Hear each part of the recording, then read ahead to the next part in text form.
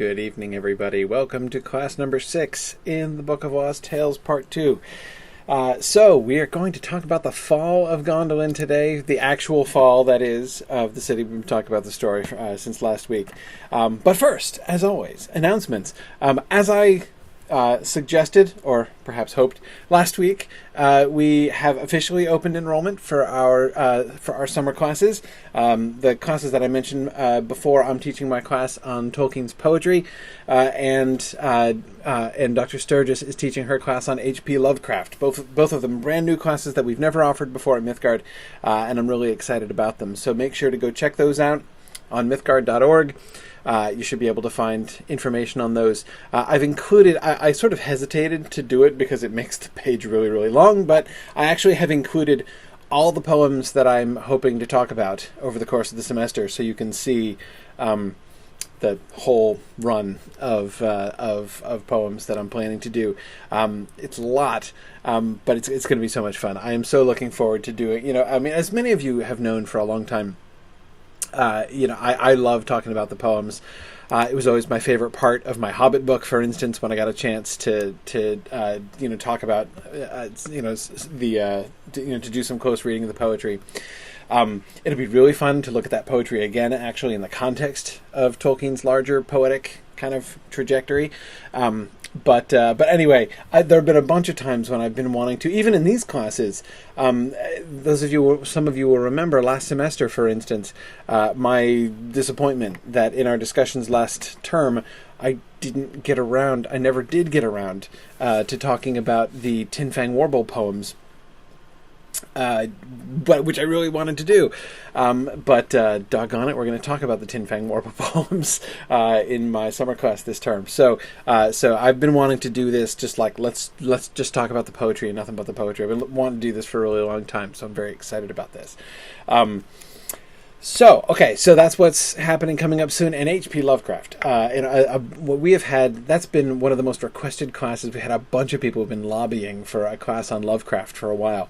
And certainly Lovecraft's position in sort of the history of 20th century fantasy is almost as profound as Tolkien's. He's, I think, one of the most influential writers of the 20th century. And that will be a really cool opportunity too. My other announcement is something directly related to the Mythgard Academy and to something we talked about during our fundraiser this past fall. You guys will remember that we talked about doing a special guest lecture series, which you guys funded through your generosity in our campaign, and we have our first guest lecture session happening this coming Monday. So Monday night of next week, Mike Drought is going to be giving a talk, and his talk is going to be awesome. Basically, what Mike Drought has been doing, many of you know who Mike Drought is. He's a fantastic Tolkien scholar and also a very accomplished Anglo-Saxonist. And what he's been doing is he and his team have been doing this really interesting computer analysis of Anglo-Saxon word usage. So it's basically a way to sort of use analysis in some ways, kind of like in modern data analysis, to sort of look at patterns in linguistic usage in Anglo-Saxon.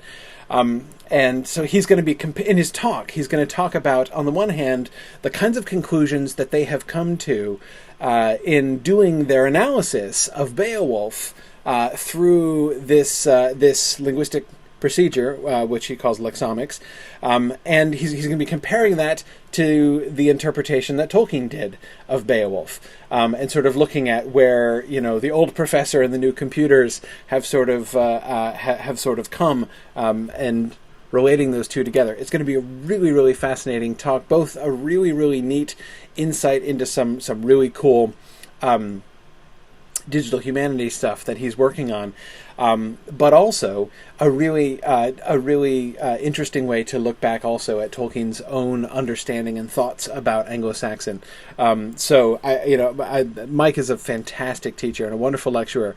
So I strongly encourage everyone. These, of course, are these lectures are open. They're going to be recorded and posted to the Mythgard Academy podcast feed, just like the class sessions are. But anyway, I strongly recommend that you attend if you can. That's going to be on Monday night.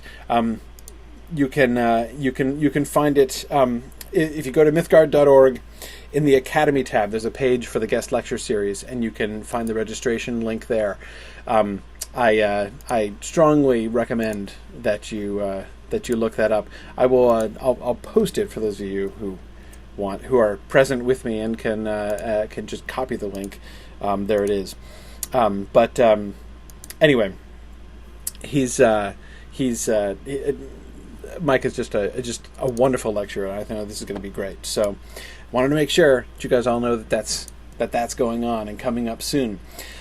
Now, on to the Fall of Gondolin, because we've got a lot to talk about tonight. I have more slides to try to get through tonight than I've ever attempted yet in this class, so we'll see how well I do. So I'm going to start off in my traditional way, which is talking about a bunch of other things before I get to slide 1. But the first thing I wanted to mention is the title I gave to tonight's lecture, Lighter and More Happy Things. And I have to admit that was kind of a joke on my part, but I just, when I was rereading this, I reread the story again this week before class, and I was just really struck by something that I had never really noticed before, which is in the introduction again at the very beginning when Eltas, the speaker, is talking. They ask him to tell the tale of the Nauglafring, and he's like, no, that's a really sad story. Let's not tell that. And he says instead, that story must wait a while. And other stories of lighter and more happy things I have to tell if you would liefer listen to them. And he goes on to suggest, to talk about Baron Ermabwyd and the coming of Eärendil. And I am thinking that I take this to sort of suggest that he's thinking of this story of the Fall of Gondolin as one of the lighter and more happy things. I might be misreading this. I think there are a couple ways that you can read that whole passage, but it seems when he talks about that his emphasis is on the coming of Eärendil, right? Because the coming of Eärendil is lighter, literally, right? Radiant, right? Shining, but more happy. And to me, it sort of ties back into what I was talking about last time about the sort of remarkably messianic significance that Eärendil seems to have in this early conception, because there is the sense in which, yes, the Fall of Gondolin is sad. We're not trying to pretend that it's not sad and everything, but the fact that it is the first chapter in the story of the coming of Eärendil is like the happiness and joy of the coming of Eärendil. It's not that it outweighs the sorrow exactly, but that it's like, I don't know, the sorrow was good to have been. I'm not quite sure, but certainly again in his mind he doesn't have this classified. This story that we're reading here, he doesn't have this classified as like among the most sorrowful and grievous of all tales. Instead, it's in the category of lighter and more happy things because it's in the Eärendil category. And Nancy, I agree. Certainly, when you're coming off the story of Turambar, your standards have changed as for when it comes to lighter and more happy. I totally agree with that. But anyway, I just, to me, the way in which this story seems clearly to be a kind of that is the story of the Fall of Gondolin, seems to be by way of a kind of preamble to the story of Eärendil. I think that's significant. That seems to me a really important kind of piece of context. Again, if I'm understanding that right. Anyway, so that just wanted to explain my title and not just that I'm being merely flippant. One other thing that I wanted to talk about before we start in on the discussion I promised last time, and that is some clarifications. I want to go. I've been feeling guilty, like I kind of muddied things a little bit last time when I was talking about the dating of this manuscript and its relative age compared to the rest. I don't want to give misimpressions, and my conscience has been smiting me over the course of this week that I feel I might have given some misimpressions. Two things to clarify. First, the manuscript of the Fall of Gondolin that was included here. Remember, we talked a little bit about how we have the first penciled manuscript, then the fair copy typescript that was made by Edith, Tolkien's wife, and then, which is, so the manuscript was called 2 or A by Christopher, the typescript was called 2 or C by Christopher, and then Christopher talks about the sort of the later revisions and clarifications that Tolkien made when he was, sort of polishing it up to read it at the essay, the essay club, at Exeter College in 1920. So, and then remember, Christopher said it's that later version. It's the cleaned up, polished thing that he read at the essay club that Christopher is publishing. That's what he says. This where this text comes from. However, so the thing I want to clarify is the penciled manuscript that this was based on. We've talked about how this seems to be the earliest story that we get, but I don't want to give the impression that the penciled manuscript is like far predates everything from the other stories that we've read. Christopher Tolkien says it doesn't do that. That is, he says that the manuscript was written at around the time that Tolkien was working on the other Book of Lost Tales. So it's not that manuscript itself is a relic from like several years before he wrote the rest of the Lost Tales stories. But, on the other hand, I think there is still clear evidence that the story that Tolkien is writing here, and which he is writing in the penciled manuscript, and then revising, eventually into the typescript, and then further into the recitation version, there's still clear evidence, I think, that story predates, and even that, in a sense, the text, that is the content of the penciled manuscript, predates the rest of the Lost Tales story, or certainly the larger Lost Tales story. Let me explain what I mean by that. Okay, so again, he seems to have written that manuscript. Again, if Christopher's right, he seems to have written that, and dating these manuscripts is often very difficult. But Christopher says that manuscript, that 2 or A manuscript, dates from around the time that the rest of the Lost Tales were also being written. Okay, but there is lots of internal evidence that conceptually the story background, the world in which the story of the Fall of Gondolin takes place, is a place which is fundamentally alien to most of the story that's being told, that's being developed in the rest of the Book of Lost Tales. I believe it to be something darn close to impossible that Tolkien could have written the stuff that he did in the Fall of Gondolin had he already conceived of all the other things that he had conceived while writing the rest of the Lost Tales. The other clarification I wanted to make, by the way, remember we were talking about that passage last week where Tolkien referred to the Battle of Unnumbered Tears, and we were sort of contextualizing that and wondering, remember I brought up at that point the question of how much of these references are later things that are worked in after he had derived all those other stories, and now he's like retconning the Fall of Gondolin to try to make it fit with everything else, as he does so often. And I was specifically asking that about the Battle of Unnumbered Tears. Well, I'd forgotten at the time that, of course, Christopher says in the notes, in the end notes to that in fact was true. I knew I was remembering that, but I didn't say it in class last time, and I think this was confusing.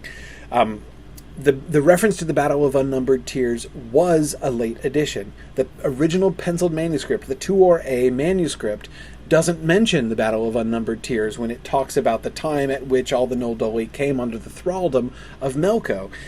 Instead, all that was there was really a quite vague reference to when he caught their folk, the Noldoli. Like, there was a point at which he basically captured them. But there's not even a sense of a battle. Far from any kind of a sense of the presence of the return of the Noldoli to Middle-earth and their the plot with the Silmarils and their war with Melka. There's no sense of that. At some point he caught them. And he has, caught the men too, apparently. In fact, he seems to have caught everybody except for the elves of Gondolin, who have left open that way of escape so that others can go in there. There's the situation with the Valar as well. There is no hint in the Fall of Gondolin text of the rebellion of the Noldoli against the Valar. Remember, the situation in the Silmarillion, of course, is that the Valar are ticked off at the Noldor. They've cast them out. They are exiled, right? This is true even in the Book of Lost Tales. Indeed, the wrath of the Valar against the Noldor and the way in which they have cut them off, and the sort of I was going to say intolerance, which makes it sound irrational. It's not irrational. It's a perfectly rational intolerance of the Noldor. They write them off. They're done with them. Right? They have firmly crossed the Noldoli, off their Christmas card list. Right? I mean, that's it. They have unfriended the Noldoli. It's over. There's no hint of that in those passages in the Fall of Gondolin where Ulmo is talking to them, and they're talking, and Ulmo is saying through Tuor, "Hey, you should send messengers over to Valinor." Right? There's no question of and perhaps they will pardon you. Right? Maybe they will have mercy upon you.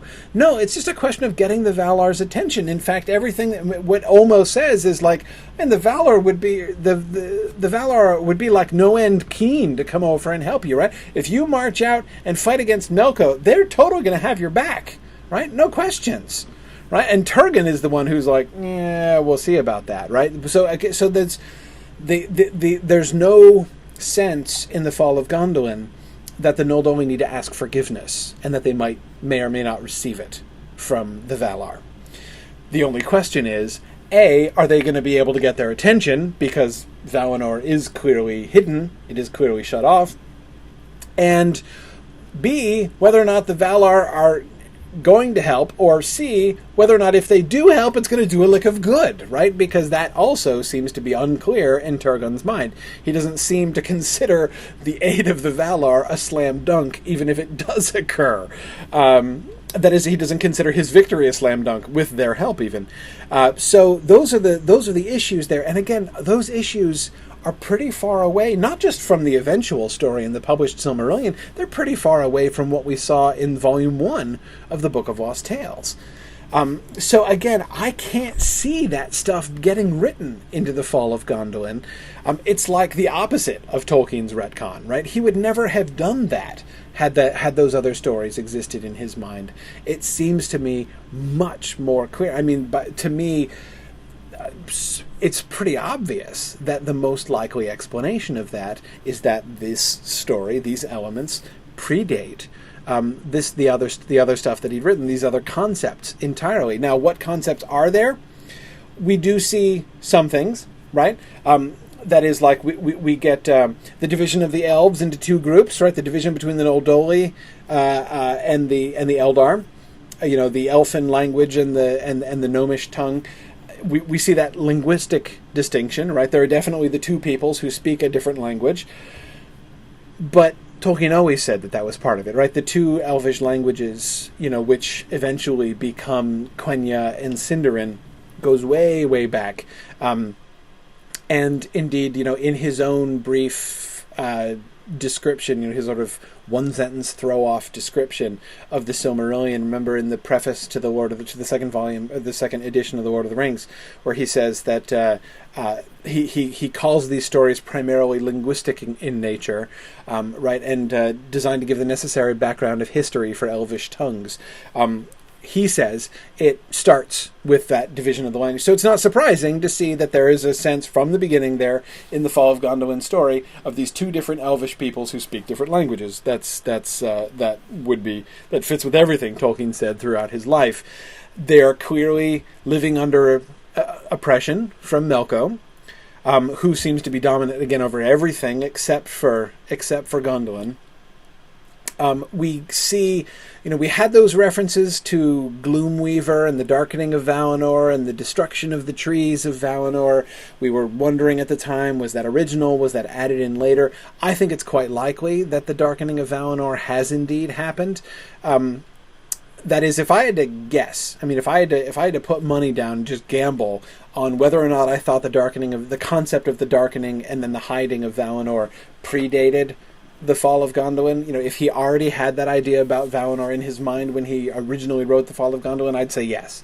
And the reason I would say that there are two reasons. One, which I gave last time, which is that Eärendil fighting against Gloomweaver, Eärendil killing Ungoliant is an old idea for Eärendil. It's one of the things that makes him awesome.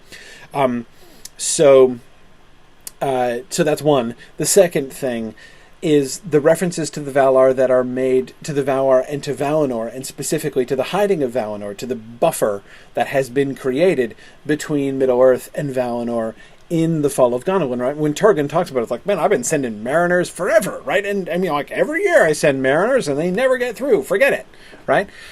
Clearly Valinor has been hidden.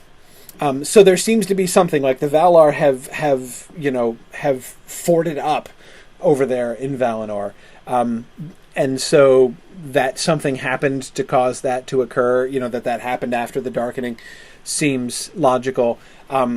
Also, the idea that the Fall of Gondolin is itself a kind of typological repetition of the darkening of Valinor. That we've got those trees, right? Those trees that we see in Gondolin, which are seedlings of the trees of Valinor.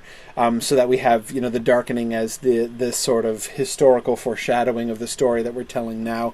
That also seems to me to work in a way that fits pretty well. So I wouldn't be surprised at all if those concepts were in Tolkien's mind already. But I'm not sure how much else of the backstory, that is, of the larger story that he's telling, again, even in the Book of Lost Tales, Volume 1 and 2 combined, I'm not sure how much more we can really conclude with confidence, is clearly underpinning the story of the Fall of Gondolin. So, how would this happen then? If he wrote Tuor A, if he wrote what Christopher Tolkien calls Tuor A, if he wrote that penciled manuscript of the Fall of Gondolin at the same time that he wrote the Book of Lost Tales, why would he be writing this story which predates all the rest of the stories, right? I mean, if he's writing it at the same time, why isn't he not writing a version of this story which is in fact contemporary with the others and includes references to all of them, which are not just sort of sewn in?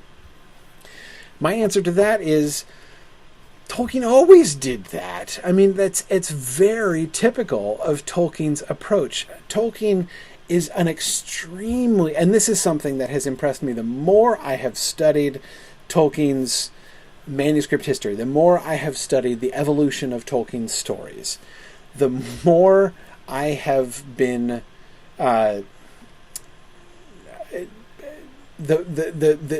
I don't know how to say it. I was about to say the more I've been impressed by that, but that makes it sound like I think this is awesome, which, I mean, it is kind of cool, but that's not what I mean. The more it has been borne into me that Tolkien was an extremely retentive writer. He has the reputation of a tinkerer, right? I mean, he talked about that. We've got he seems to be referring to that in his story Leaf by Niggle. He's a tinkerer. He's always revising. He's a perfectionist. Yes, he is, and he does tinker, but in pretty small ways. The fact is, when you go back and you look at manuscript drafts of his stories, he retains enormous amounts, quite unlikely amounts. It seems to me that almost as a kind of a general rule, Tolkien never deleted a sentence if he could possibly avoid it. If he had the choice between just scrapping what he had written before and writing from scratch something entirely new, or recycling, retaining whole paragraphs, whole sentences, large phrases, but just putting them in a new context, he always did the latter. It seems like he always did the latter. Even when he's setting out to make a complete change.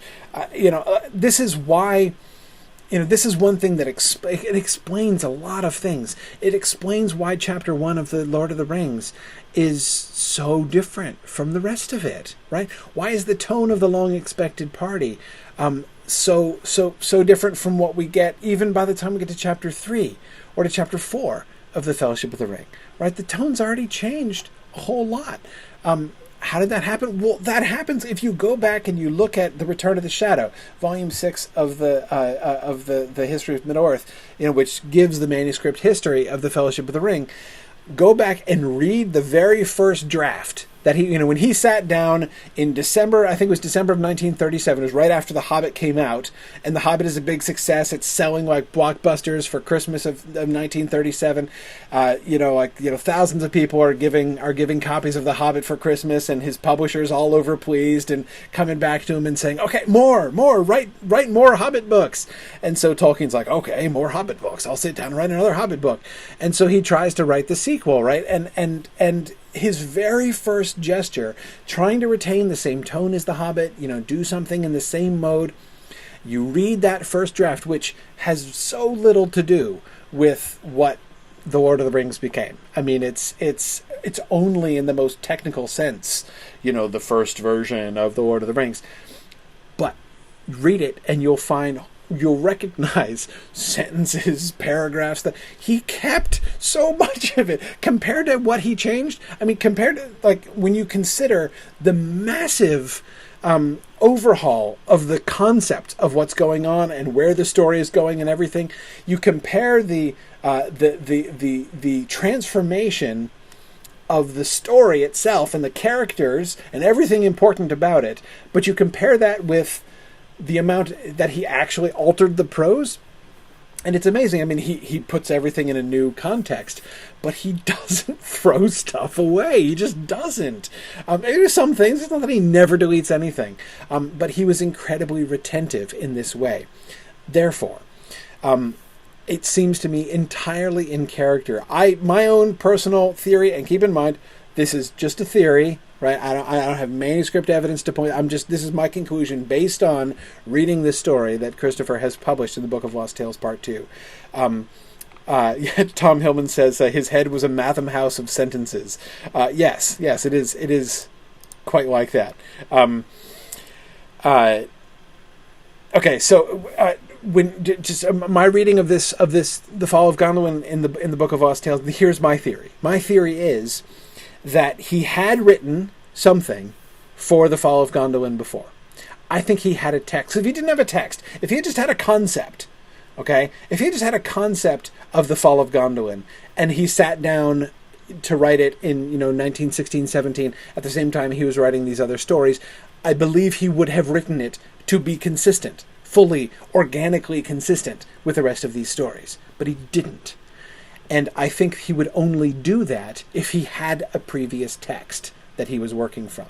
Some manuscript that predates 2 or A and didn't survive or something, right? Because if he did have a text, if he actually had prose written already, I could very easily see him not abandoning that prose and rewriting something which sticks to that really clearly. So that instead of saying, okay, I'm just going to take this context, but I'm going to take this content and I'm going to push it in this completely different way to fit into this new, larger story that I'm pulling together here in the Book of Lost Tales. No, instead of doing that, I'm going to take the original text, but I'm going to retcon it, right? I'm going to add things here and there, and I'm going to, in order to make it fit. And it doesn't fit perfectly well. And in part, I think it's because he's not quite as good as retcon yet as he will become later on in his career. But nevertheless, I think that there has to be a layer behind 2 or A, or else the story as published just doesn't make any sense. It doesn't make any sense that he would say those things. It doesn't make any sense that he would do that.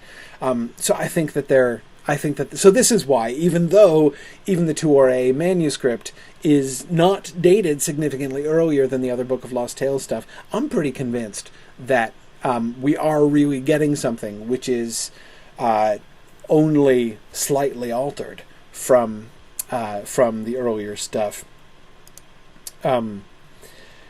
Yeah. Anyway, okay. So that was my clarification. I don't know if it clarified much, but the main thing I want to clarify is what is known, or at least what Christopher is suggesting, and I don't know anything like enough about these manuscripts to second guess anything that Christopher is saying about them. So I want to make sure to separate, the facts as Christopher Tolkien tells us them, and my interpretation, my theories based on what we're reading. Okay, so just that's having said that, now my conscience is more at rest. So okay. With that said, let's carry on, because we're going to talk about the bad guys tonight. I promised that we would talk about the bad guys, and let's do that. So okay, orcs first. The very first thing I want to clarify about orcs is nomenclature. Now, this is something that people ask a lot. I remember this was like this was one of the first questions I ever got through social media when I first started my podcast back in 2009. What's the difference between orcs and goblins? And I still get asked this all the time. It's a very sensible question, especially in the context of the later books, because the words sometimes seem to be used to imply a distinction and sometimes not. I think that the way that we see those words used in this story, even more than any other place that I can think of, illustrates the differences here most clearly, I think. Look at this. Now, therefore, Melko's goblins held all the gate, and a great part of the wall on either side, whence numbers of the swallow and those of the rainbow were thrust to doom. Random sentence pulled out of the middle of the battle. The phrase, of course, that I think so interesting is Melko's goblins. Now, I don't think that this is just meaning, Melko's goblins as opposed to somebody else's goblins, right? I mean, so they're a bunch of goblins, right? Melko has some of them, and some of them are like subcontracted out to somebody else. I do not think that that's what's being said here. Because this phrase, I don't believe he ever talks this way about using the word orcs. Therefore Melko's orcs. It talks about the orcs and Melko's goblins. Not always Melko's goblins, but in this case we see that. My argument for the difference, what my argument has always been, is that goblin is used generically. Tolkien means the word goblin as a generic term because it's used generically in English fairy tale tradition. The word goblin just kind of means a bad guy, like a boogeyman, a bugbear, like the way that we sort of generically use those kinds of terms just to mean some kind of unspecified bad guy. It isn't necessarily, in fairy tales, referring to like a particular race of people or creatures. And that seems to be the sense in which he's using it. The orcs are Melko's goblins. That is, goblin is the category of creature that they are. And Melko's goblins are the orcs.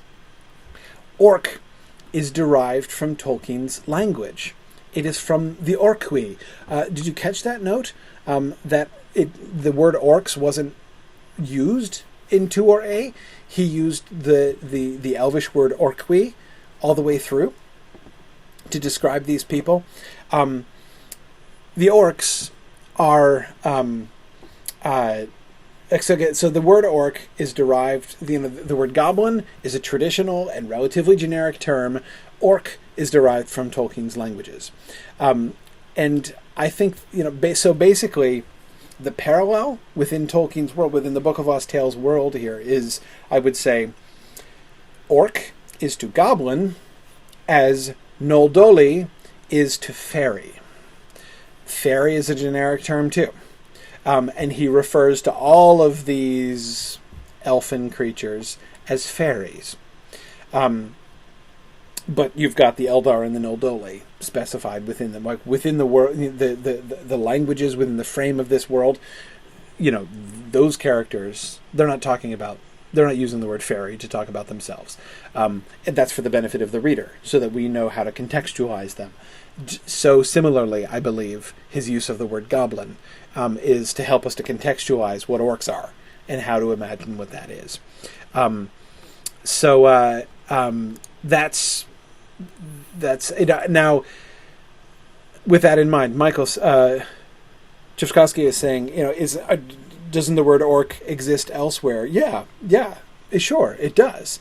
I don't think it's an accident that Tolkien decided on that word. That is to say, he often did this, that he essentially gave words that were familiar or derived words that were like familiar words and gave them this kind of a fictional derivation within his world.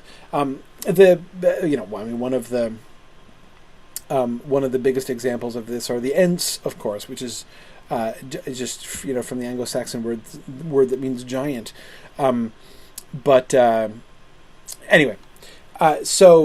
but clearly, you've got the Orcwi, right? He's derived that from within their languages.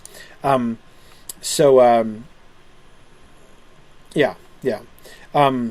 see. Yana is giving me another quotation here. So we've got the dragons, the metal dragons opening, and an innumerable host of the orcs, the goblins of hatred, poured therefrom into the breach. Exactly. The orcs, the goblins. And again, it's good. Yeah, Michael's just quoting the same thing. Exactly. Yeah, and I think that it's the same thing. Like it's contextualizing who these orcs are, because remember, there's no clear indication of what orcs are, right? People aren't.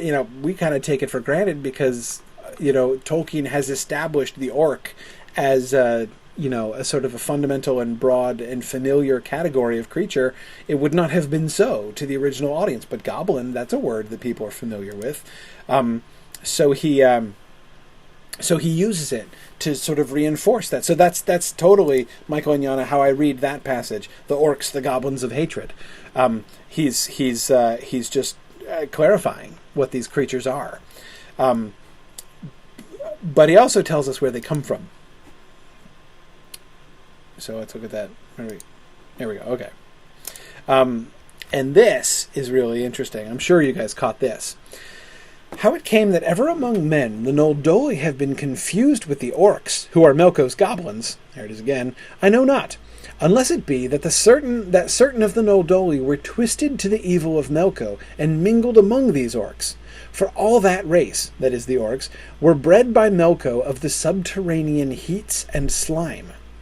Their hearts were of granite, and their bodies deformed, foul their faces which smiled not, but their laugh that of the clash of metal, and to nothing were they more fain than to aid in the basest of the purposes of Melko. The greatest hatred was between them and the Noldoli, who named them Glamhoth, or folk of dreadful hate. Okay, two things we can see, two important conclusions we can draw from this passage. Number one, the perversion of the elves into orcs, the origin of the orcs as twisted elves, is not the original story. Right? Now, Christopher Tolkien argues, or suggests anyway, that we can see a foreshadowing of it here, right? That maybe the seeds of that idea are already evident in this phrase, in this passage. But anyway, it's not. It's clearly not the original story. Where the orcs came from originally was they were bred by Melko of the subterranean heats and slime, and that also shows that, more importantly, the concept that Tolkien explicitly lays out in the Silmarillion, that naught that had life of itself could Melko create, is not present. Right, that had life, or the semblance of life, could Melko create. Right, that Melko can create no life, but can only corrupt that which he finds already there. That is a doctrine which Tolkien has in place by his later writings. We see that is not the case here. Melko has, in fact, created these creatures who seem on some level to have wills of their own, but yet have been formed from, bred from the subterranean heats and slime. Their hearts were of granite. I suspect that to be literal, not figurative, like they have very, very hard hearts. No, that he formed their hearts out of stone. I mean, in the context of that previous sentence, where he's breeding them out of heats and slime, I see no reason not to take that sentence, that clause quite literally, that their hearts were of granite.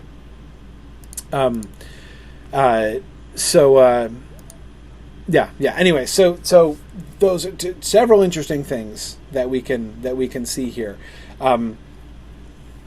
Yes, several of you are wanting to talk about dragons. We're going to get there. We'll get there. Not quite there yet, because before we talk about dragons, I want to talk about Balrogs. Okay, we get Balrogs, and how in the story of the Fall of Gondolin, right? Here's one of our first real references. Yet as meed of treachery did Melko threaten Meglin with the torment of the Balrogs. Now these were demons with whips of flame and claws of steel, by whom he tormented those of the Noldoli who durst withstand him in anything, and the Eldar have called them Malkarauki. Now I love that name, the Malkarauki. What a wonderful, wonderfully evocative word here.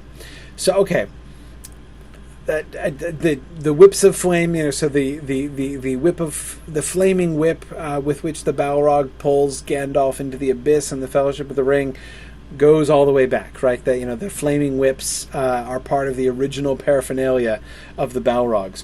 A few things to notice here. First, they are the word demons. And this kind of, it's a little bit hard to know exactly how to take the word demon. That is, on the one hand, he could be using it in a purely figurative sense. These were demons with whips of flame. It's possible that when he says they are demons, he's not attempting some kind of like genus and species classification of them, but rather is just sort of speaking figuratively about how evil and cruel and even in a sense sort of looking like the traditional images of demons they appear. It's possible that that's all he means by characterizing them as demons, that by calling them that he's trying to evoke certain both visual images and also sort of character traits in our minds. That seems to me entirely possible. It seems also possible.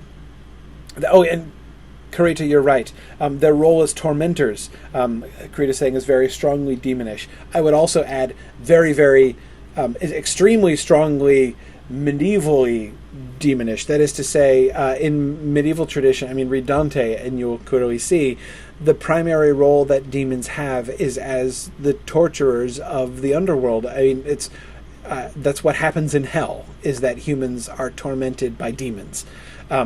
So that's a very stable image for almost every medieval depiction of hell and the torments of hell has demons as the torturers. So that's a very traditional association with demons. But it's also, of course, possible that when he calls them demons, he actually is specifying their genus and species in some sense. And how I would interpret that is basically saying that they are spirits. That is that they are Ainu in nature. And here again we see if we are to understand it that way, how I would understand it is as a clarification against the description of the origin of the orcs, right? The Balrogs are not bred out of subterranean heats and slime. They're not creatures of Melko. He hasn't constructed them in the way that he has apparently constructed the orcs. They are allied with him, but of a similar class of creature to Melko himself, rather than a product of Melko. That's but I don't know. We'll come back to another piece of evidence in a little bit, which I think supports that idea. from this story, I mean. But that seems to me the other logical way to interpret that word demon. One thing also that I would point out is that although the description of Balrog seems quite similar, I mean, we can sort of recognize, Gandalf's antagonist on the Bridge of Khazad-dûm here, but they seem a bit menial, I guess, in comparison, right? That is to say, they're the tormentors of the Noldoli. Yeah, I mean, they're the torturers in Ungamandi.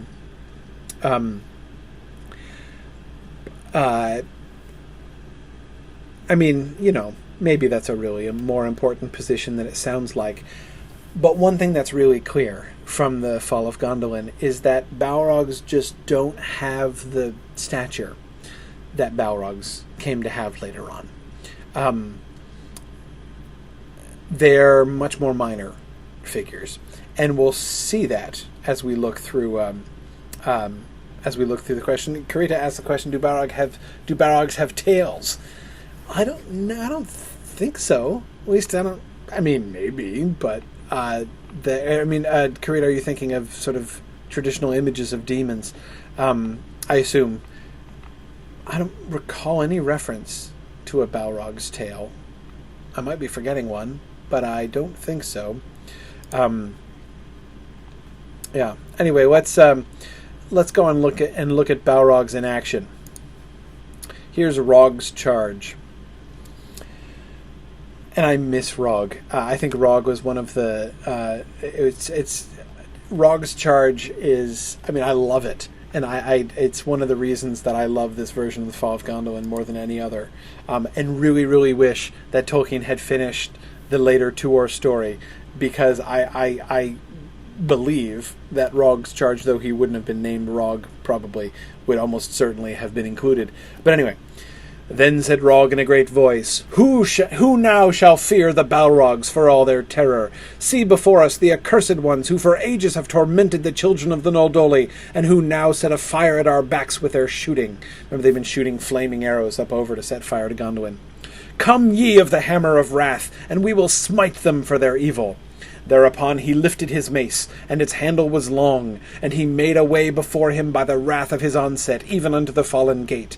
But all the people of the stricken anvil ran behind like a wedge, and sparks came from their eyes for the fury of their rage. A great deed was that sally, as the Noldoli sing yet, and many of the orcs were borne backward into the fires below. But the men of Rog leapt even upon the coils of the serpents, and came at those Balrogs, and smote them grievously, for all they had whips of flame and claws of steel, and were in stature very great.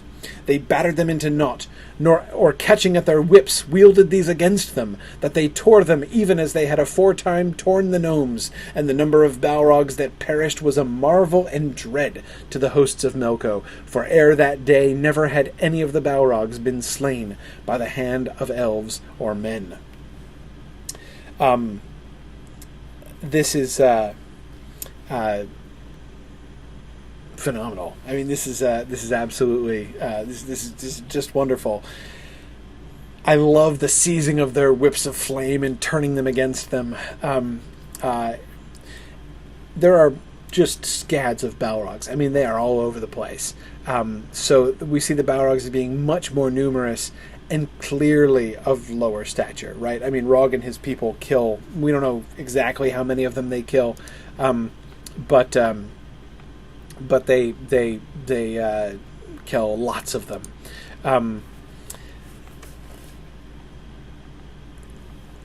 Notice even, I mean, the idea of them seizing the whips of flame and using them against them, though. Notice how that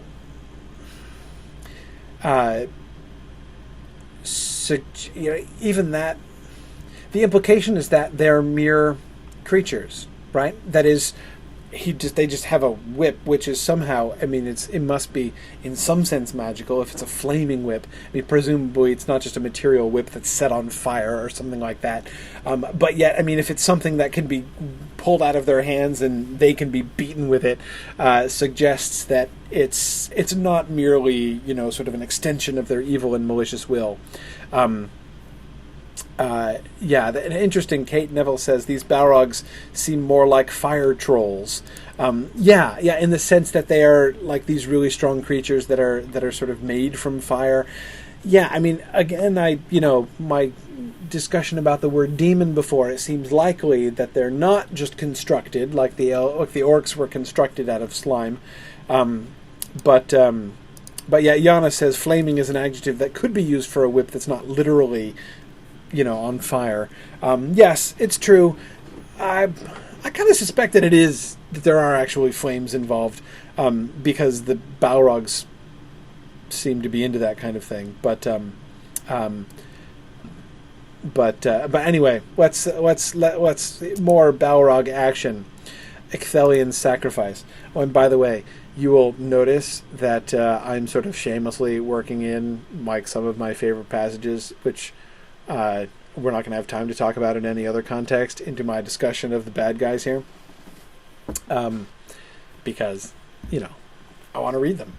Tuor stood then in the way of that beast, that is the drake that's coming in, but was sundered from Egalmoth, and they pressed him backward, even to the centre of the square, nigh the fountain.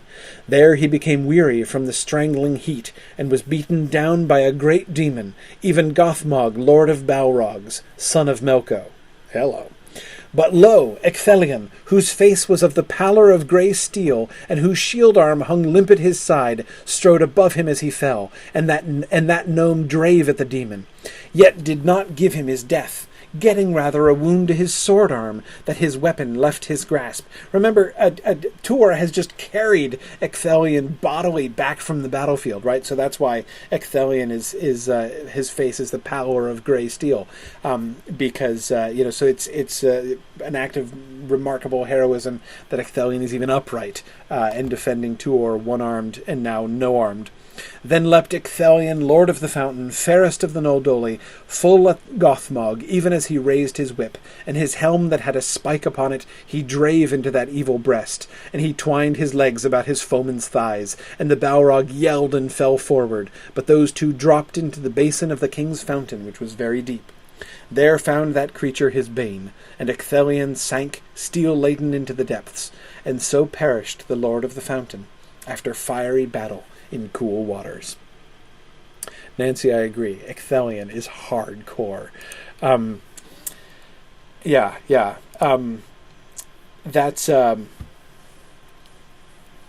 That's pretty awesome. Now, several of you are asking, Yana says, why did we lose this? It's incredible. Isn't this awesome? I mean, the throwaway reference in the published Silmarillion, there fell Ecthelion of the Fountain in battle with Gothmog, Lord of Balrogs, as either slew other. It's like, okay, either slew other, yeah, but man, oh, holy cow. Karita, yeah, this would make an awesome movie scene. I totally agree. Let me just say, I think the Silmarillion film project is going to linger around the Fall of Gondolin a little more than the published Silmarillion does, but anyway. It's Yana, I agree. I think it still happened this way. It's a question of compression. When he's doing the more summary version of the story, the really, really compressed version that we get in the published Silmarillion, he just sums it up. There's no time for this description and these details. But anyway, several of you were asking, of course, marveling very appropriately at the reference to the fact that Gothmog was the son of Melko, asking is he literally the son of Melko?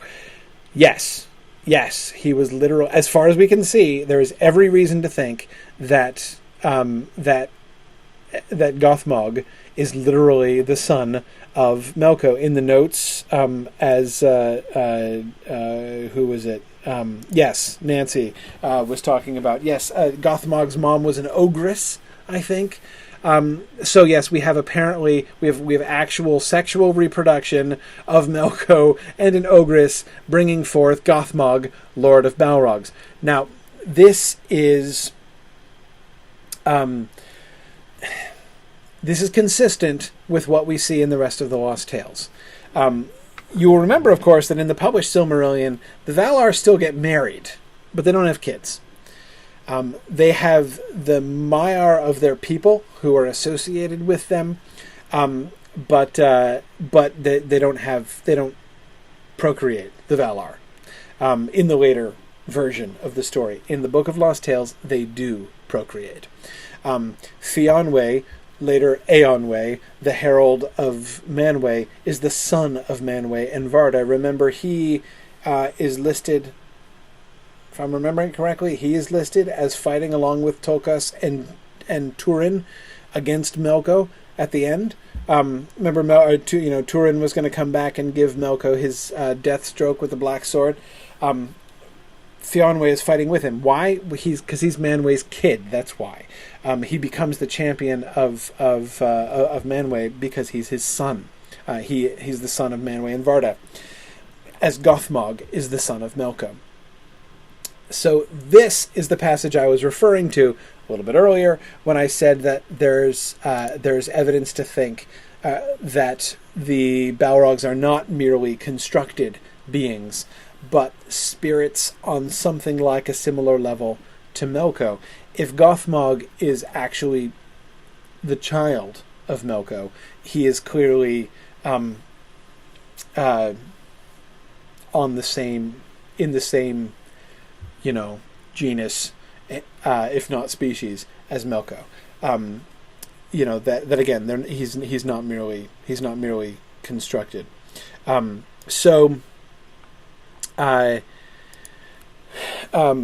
Michael asks, do Maiar have children in the Silmarillion? Yes, good, Michael. You immediately give one example, Ungoliant. Yep, she had kids. Of course, Melian, famously, right? Luthien's mom. So we know that they are capable of procreation. Though notice both of them, both Ungoliant and Melian, have children with mortal creatures. That is, Ungoliant breeds with monsters, presumably mortal monsters, beast-like creations, to have Shelob and, her family.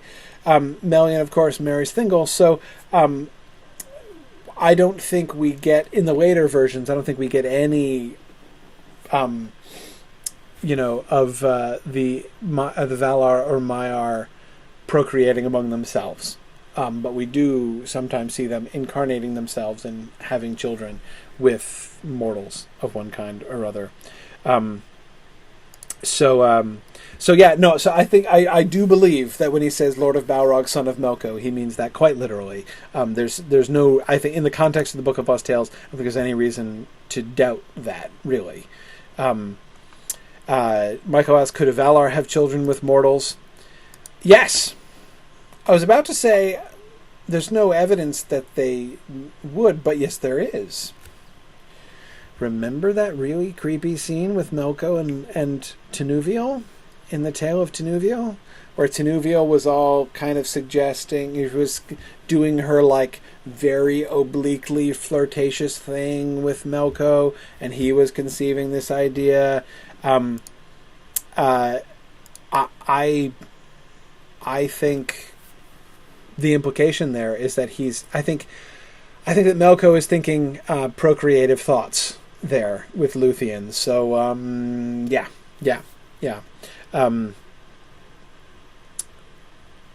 Yeah, exactly, Yana. That really creepy and disturbing scene, which really only gets more creepy and disturbing when you think about it in this context. Sarah asks, are ogres the same as trolls? I have no idea at all.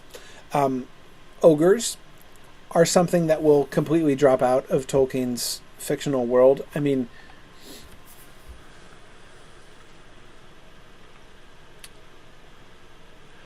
I don't recall that the word ogre is ever used in The Hobbit or The Lord of the Rings.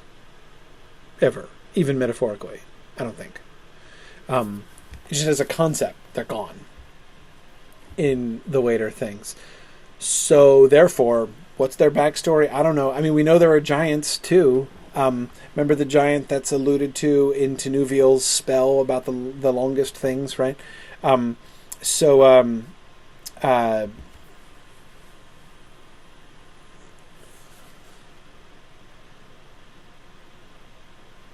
Wait. There is a reference. Hang on.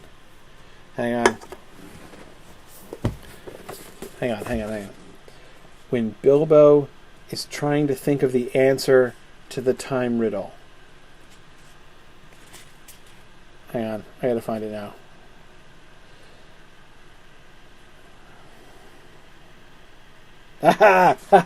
Yep, there it is.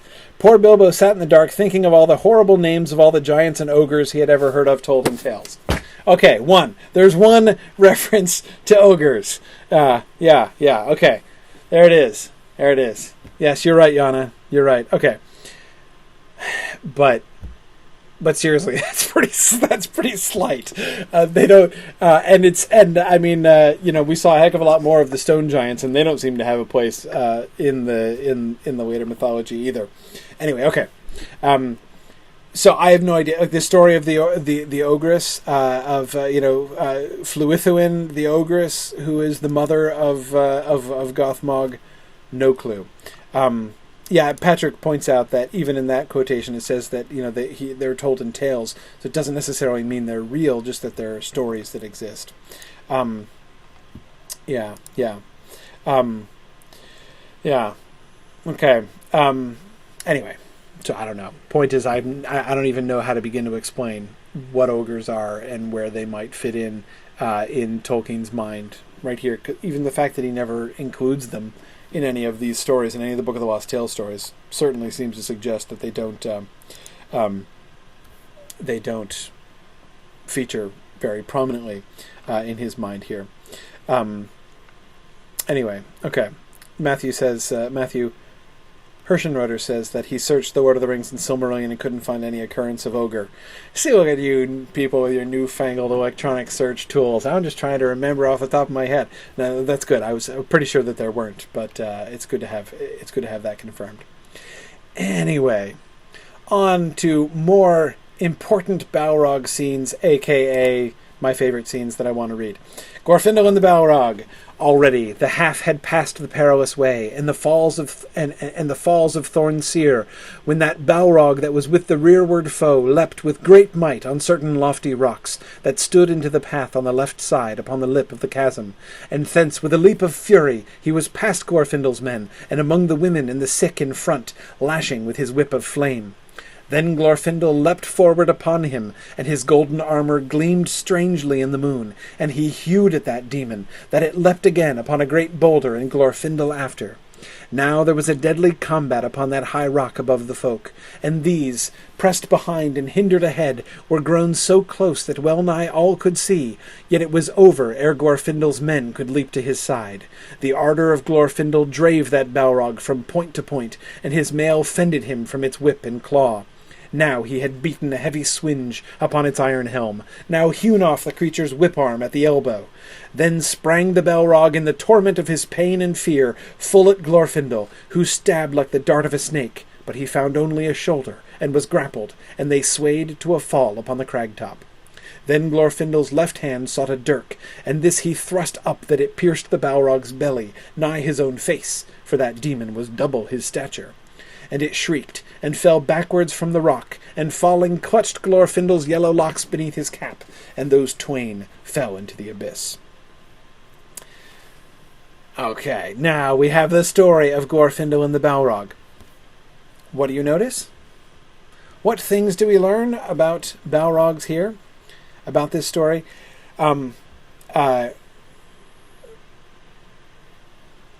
Again, notice the pace of this. Yes, Roy is pointing out that Tolkien has shifted into a paratactic syntax here. Yes, notice the rapid simple sentences causes strung together there in that way. Okay, so Michael, good. It does seem to have a basic human body plan. That's a good way of saying it, though it's twice a man's height. So they are of great stature. They're like, 12-ish feet tall, but they do seem to have a basic human body plan. They're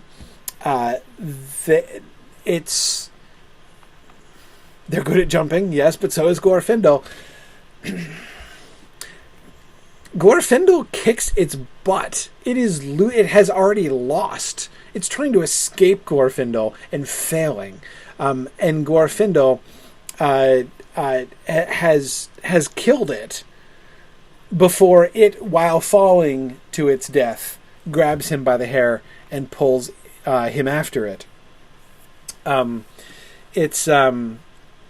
Good, Sarah. It's not just a creature of shadow, right? We have the dismemberment of it, right? The stabbing up into its belly, right? All suggesting that it is a creature of flesh.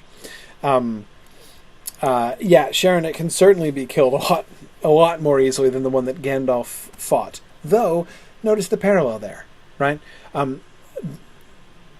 Gandalf's one is much harder to kill, but Gandalf has defeated it too. Right, and it is falling in fear, and pulls Gandalf after it. So we have that parallel of both of the times we see one of the good guys who has just defeated a Balrog, pulled into the abyss by the Balrog. It is because the Balrog is on the losing side of that confrontation. Roy asks, do we know if it informed Gandalf's Balrog match? I mean, how can it not? That is to say, again, Tolkien is so retentive, right? He doesn't ever get a chance to, he never describes this fight again. He does it here, and he's never 30 years later, between 20 and 30 years later, he's writing Gandalf on the Bridge of Khazad-dûm. He's never written this story again, right? So we have, is that in his mind? Is he sort of redoing that, being able to bring out that material there? Yeah, I think so.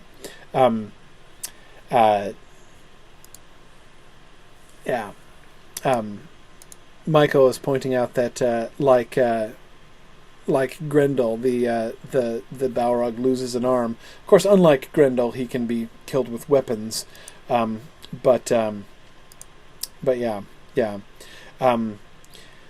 Arthur, I agree. Every Balrog we meet falls down, either into a chasm or a fountain, and they always take someone with them. Yes. And of course, as many of you have pointed out, obviously, no wings whatsoever, nor any hint or suggestion of wings. And it's not just the leaping and plummeting, which show that they clearly have no wings, and the sort of, Michael, as you pointed out, the obvious human body plan that they seem to have. But of course, you'll remember the whole situation. Nothing makes the fact that Balrogs were never conceived with wings in Tolkien's mind more clear than this story of the Fall of Gondolin. You think about how the Gondolin attack, the whole description of the attack on Gondolin is premised on the fact that Balrogs have no wings and cannot fly, right? First of all, they have to climb laboriously over the mountains and crawl across the plain, even though their plan is to catch the Gondolin by surprise. Yet, nevertheless, they have this long, they have miles, like 20 miles to travel from the feet of the mountains to the city, and yet, they crawl laboriously on foot across the gap.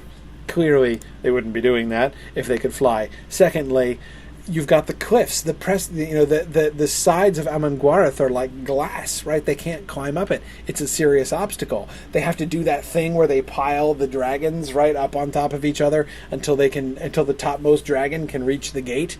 Otherwise the Balrogs are down there at the foot of the cliff being like, well, we're stuck. We can just shoot arrows up over the top. That's really all we can do, right? It's pretty clear that even apart from the plummeting to their deaths, pretty clear that obviously Balrogs cannot fly. In fact, you can go further. If you remove that one sort of slightly unfortunate metaphor that Tolkien makes in The Fellowship of the Ring about the shadow that spread out like wings behind the Balrog, if you were just to remove that element of description from there, without that, there isn't any reason and any writings ever about Balrogs to imply, suggest, or accommodate the idea that they have wings. They are manifestly land-bound creatures. So again, there's nothing at all other than that one sentence, which is first a simile and then a metaphor. Two sentences, I guess. And you're right, James. Melko and his creatures don't do any flying at all in the Book of Lost Tales. It's not just the Balrogs. Agreed. In fact, we hear about that right in this passage with Glorfindel when we meet the eagles again.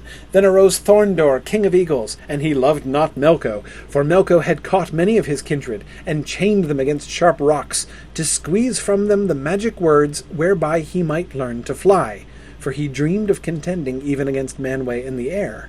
And when they would not tell, he cut off their wings, and sought to fashion therefrom a mighty pair for his use, but it availed not. Poor Melko can't fly, and has no air power whatsoever, because he can't squeeze from the eagles the magic words whereby he might learn to fly. So yes, James, it seems absolutely clear that all of Melko's creatures are land-bound. He does have hawks in his service. Yana, you're absolutely right. Those are animals. They're just animals, and they serve him. But none of his creatures, orcs, dragons, Balrogs, none of them can fly. He does at least, Yana, as you point out, have birds in his service in the Fall of Gondolin. But that's all that he can do. No, Glorund can't fly either. Glorund is a completely land-bound creature. Again, that's why Turin can do what he does and come up underneath it and stab him as he's crossing over the cleft. If he were able to fly, that whole thing wouldn't work. Yeah.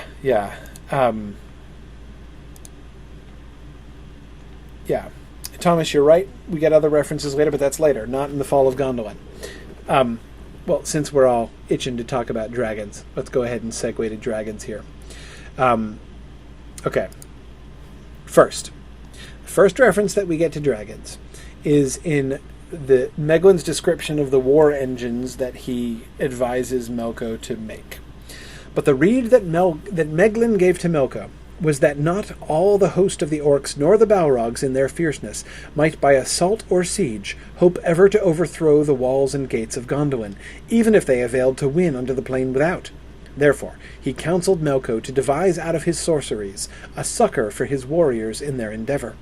From the greatness of his wealth of metals and his powers of fire, he bid him make beasts like snakes and dragons of irresistible might, that should overcreep the encircling hills, and lap that plain and its fair city in flame and death. Okay. Make, from the greatness of his wealth of metals and his powers of fire, make beasts like snakes and dragons of irresistible might. Beasts like snakes and dragons. Okay. So these are obviously machines, right? I mean, make beasts is probably figurative, right? These sound like machines of war, right? Let's keep reading. This is the description of them actually being made. Then on a time Melko assembled all his most cunning smiths and sorcerers, and of iron and flame they wrought a host of monsters, such as have only at that time been seen, and shall not again be till the great end. Some were all of iron, so cunningly linked that they might flow like slow rivers of metal, or coil themselves around and above all obstacles before them. And these were filled in their innermost depths with the grimmest of the orcs, with scimitars and spears. So we have like the Trojan centipedes, right? Which come in, okay, and then disgorge orcs. We see this happen in the battle. Okay, where was I? Others. Here we are. Others of bronze and copper were given hearts and spirits of blazing fire, and they blasted all that stood before them with the terror of their snorting, or trampled whatso escaped the ardor of their breath. Yet others were creatures of pure flame, that writhed like ropes of molten metal, and they brought to ruin whatever fabric they came nigh, and iron and stone melted before them, and became as water. And upon them rode the Balrogs in hundreds, and these were the most dire of all those monsters which Melko devised against Gondolin. Okay.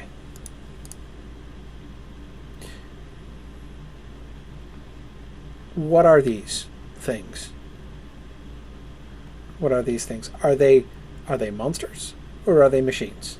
Right. This is the big question. Some of them do sound very machine-like. Right. They do sound, as Michael says, like armored troop carriers. Right. They operate quite like that. They do sound like war machines. Those last ones described are actually made of fire. Here's Christopher's contemplation of this in his commentary.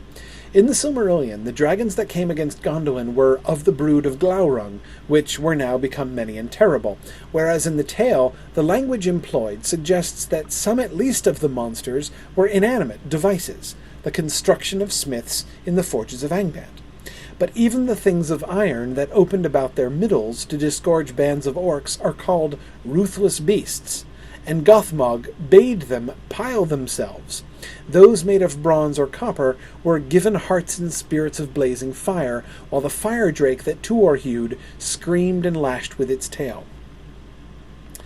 That is, there are some some of the things said about them make it seem really clear that they are mechanical creatures that were made by smiths, but other places make it sound like they have wills, like they are sentient of their own. Ruthless beasts, right? As he's quoting there. Again, that could be purely metaphorical, right? I mean, you could call a tank a ruthless beast as it comes towards you, but it doesn't really sound like that. And notice, I think that Christopher is right to point out, Gothmog bade them pile themselves, right? That's different from saying, like, position the worms in this way, right? He's talking to the worms and saying, pile yourselves up. And they're like, okay, we will pile ourselves up. It makes it sound like they're sentient, like they're making choices, like they're doing these things. My own theory, both. I think it's clear that they're both. Are they clearly engines of craft and the work of smithcraft? Yes. But going back for a second, and notice how Christopher Tolkien quotes the fact that they're about the smiths. The construction of smiths in the forges of Angband. Well, yeah, but to go back to the original passage that he's quoting from there, right? He assembled all his most cunning smiths and sorcerers, right? They're not only work of smithcraft, they're also work of sorcery.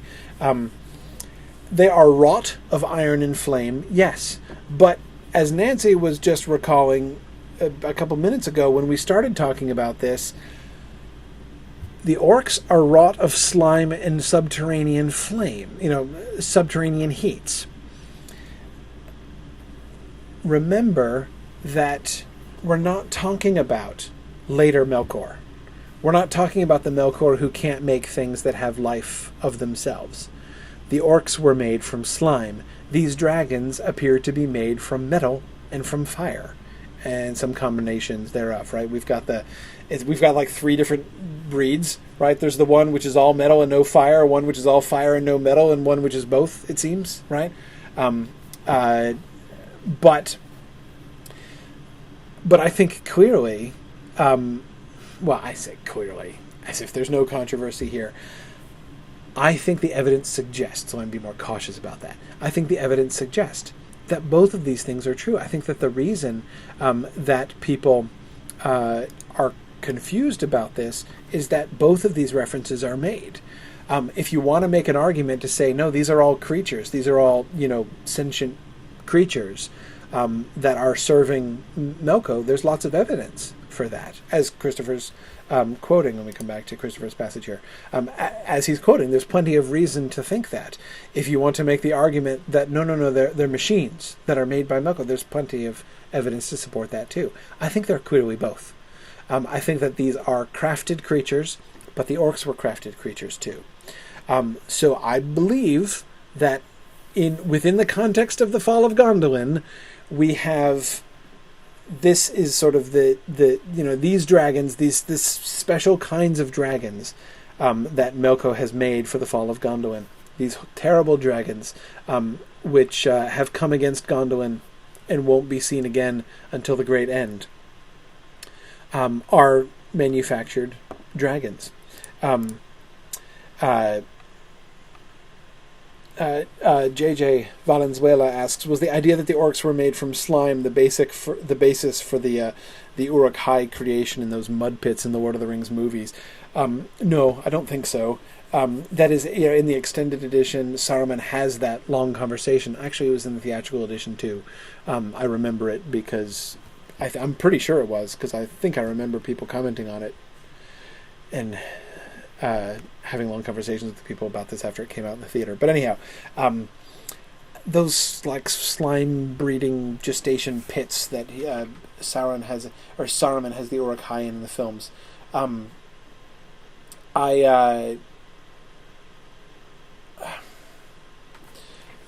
No. I mean, maybe. I don't know. I mean, were they thinking of it? I don't know if they were thinking of it or not. I don't see it necessarily as a reference.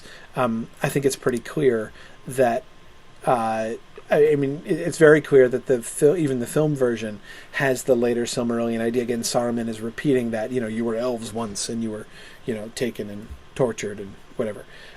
So it's pretty clear that the films are working on the later Silmarillion version of the origin of orcs, which have been perfected by Saruman. Again, quoting the film there. But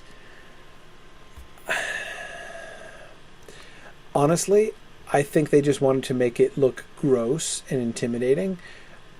But also, I think they cleaned it up a little bit for the movie.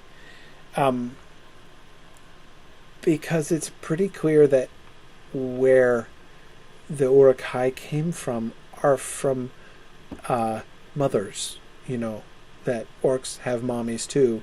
And if Saruman is mingling the races of orcs and men, there's only one way to do that, and it's really uncomfortable. And I'm unsurprised. Yes, Karita, it's better than showing raped women bearing half-orc children. That's exactly what it's cleaner than. This is what I think Treebeard is alluding to when he calls the mingling of the races of orcs and men a black evil. He speaks pretty strongly about it, and I think that's kind of what he has in mind there. Anyway, several of you are sort of thinking about these manufactured beasts as both sort of connected to World War I war machines and connected to Tolkien's sort of anti-industrial stance. Sure, absolutely. I mean, I think that we can see those things in operation here.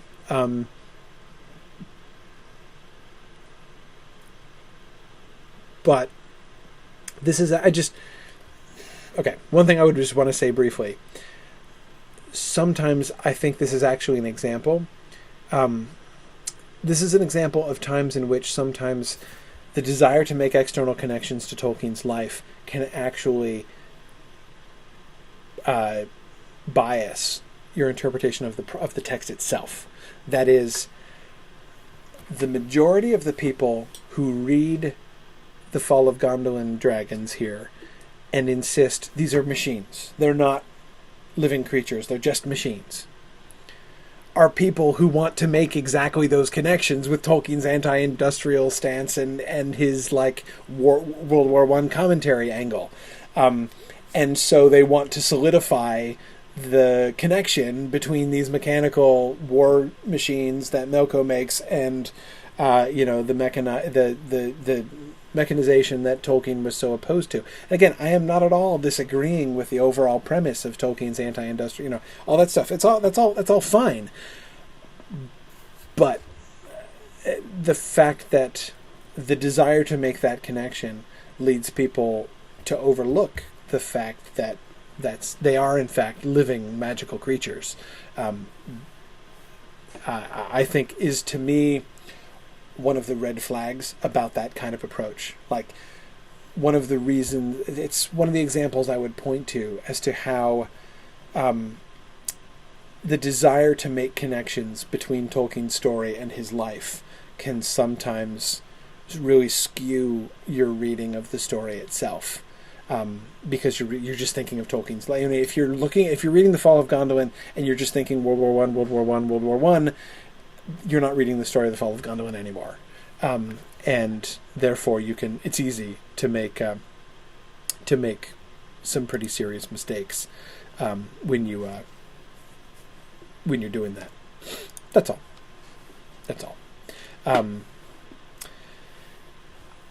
Okay. But, as several of you have pointed out, hang on, this is not what dragons are like in Turambar. This is not what Glorund is like. No, it really isn't, is it? And we can read that in one of two ways. On the one hand, we could read this and say, okay, no, actually, this is totally consistent with the way that dragons are depicted, with the way that Glorund is depicted in the story of Turambar, because remember at the beginning it said that he made these beasts like snakes and dragons, or Meglin, right? When Meglin was mapping this out, right? He said, what was that phrase again? He said, right, bid him make beasts like snakes and dragons. So clearly the concept of dragon already exists, right? In order to say, for Meglin to say, make it look like a dragon, right? So it's not that. So within the story of the Fall of Gondolin, it does not suggest this is the invention of dragons. But at the same time, we don't see any other dragons, right? We don't see him recruiting a whole bunch of other dragons.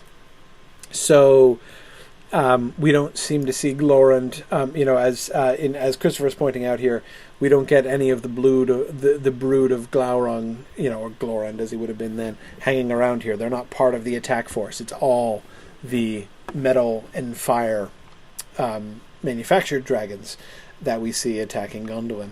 But let's go back to Turambar, which, especially if, as I've argued at the beginning, what we're seeing here is a different phase of the of Tolkien's conception of the overall mythology, it would make a certain amount of sense that we would see fundamentally different dragons, and we certainly do see dragons which are quite different from those ones that we see in the Fall of Gondolin, which are really unique in Tolkien's writing.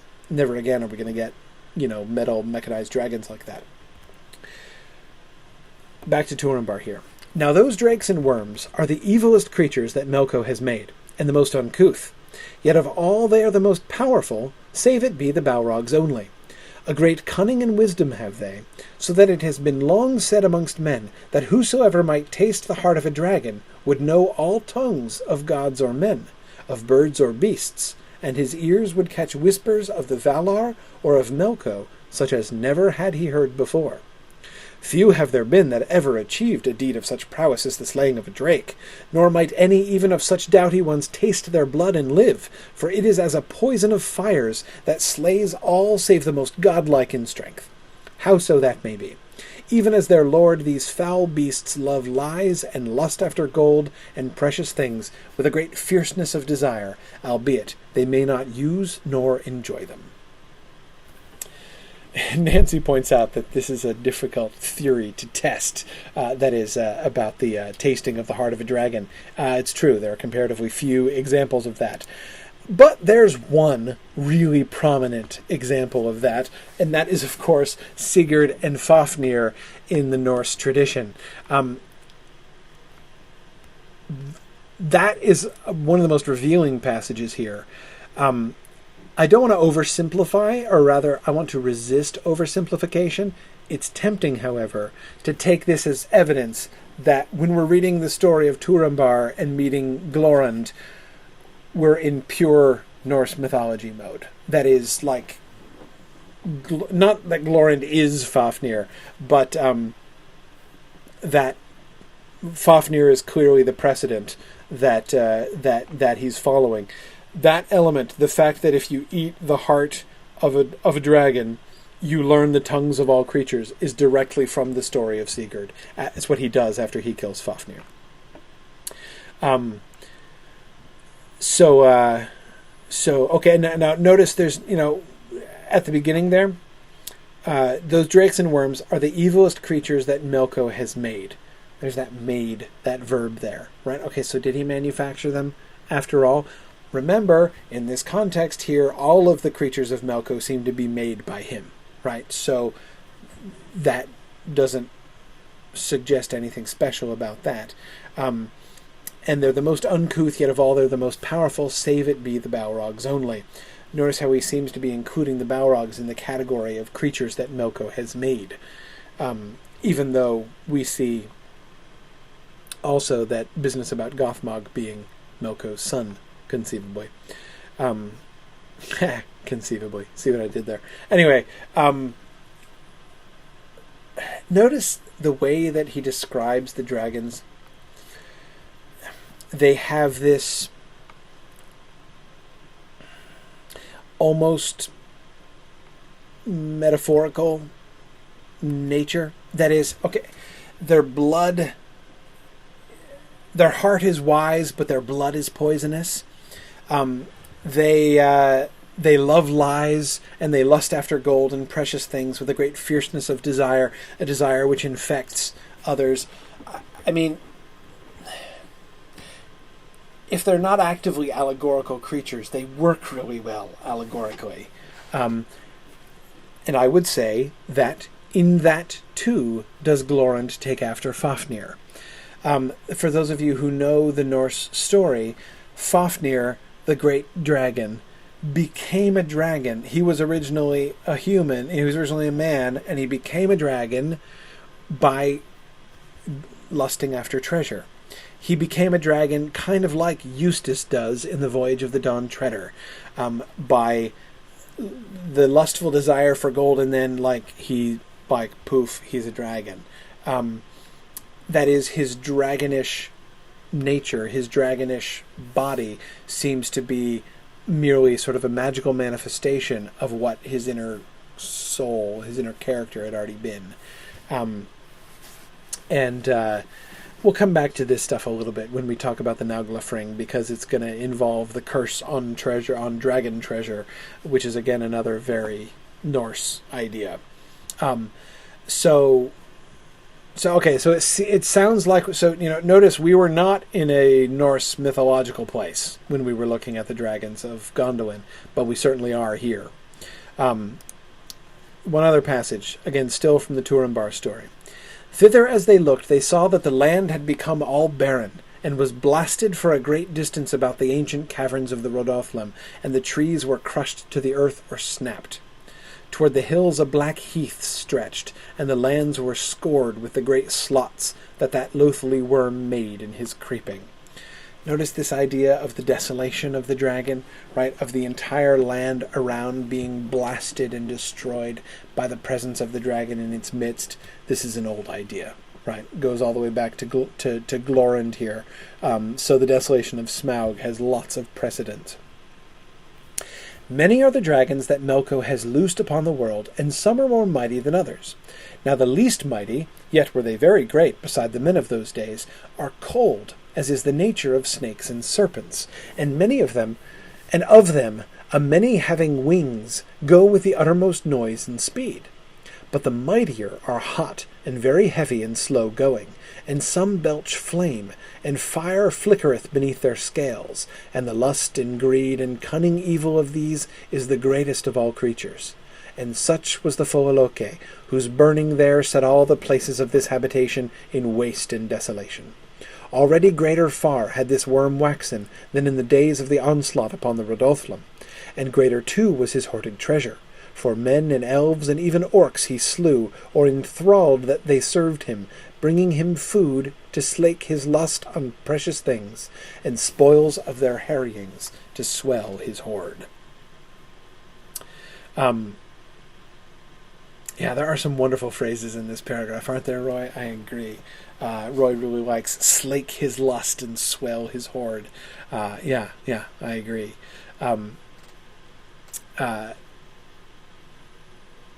Anyway, that image of fire flickering beneath their scales, I'm a big fan of.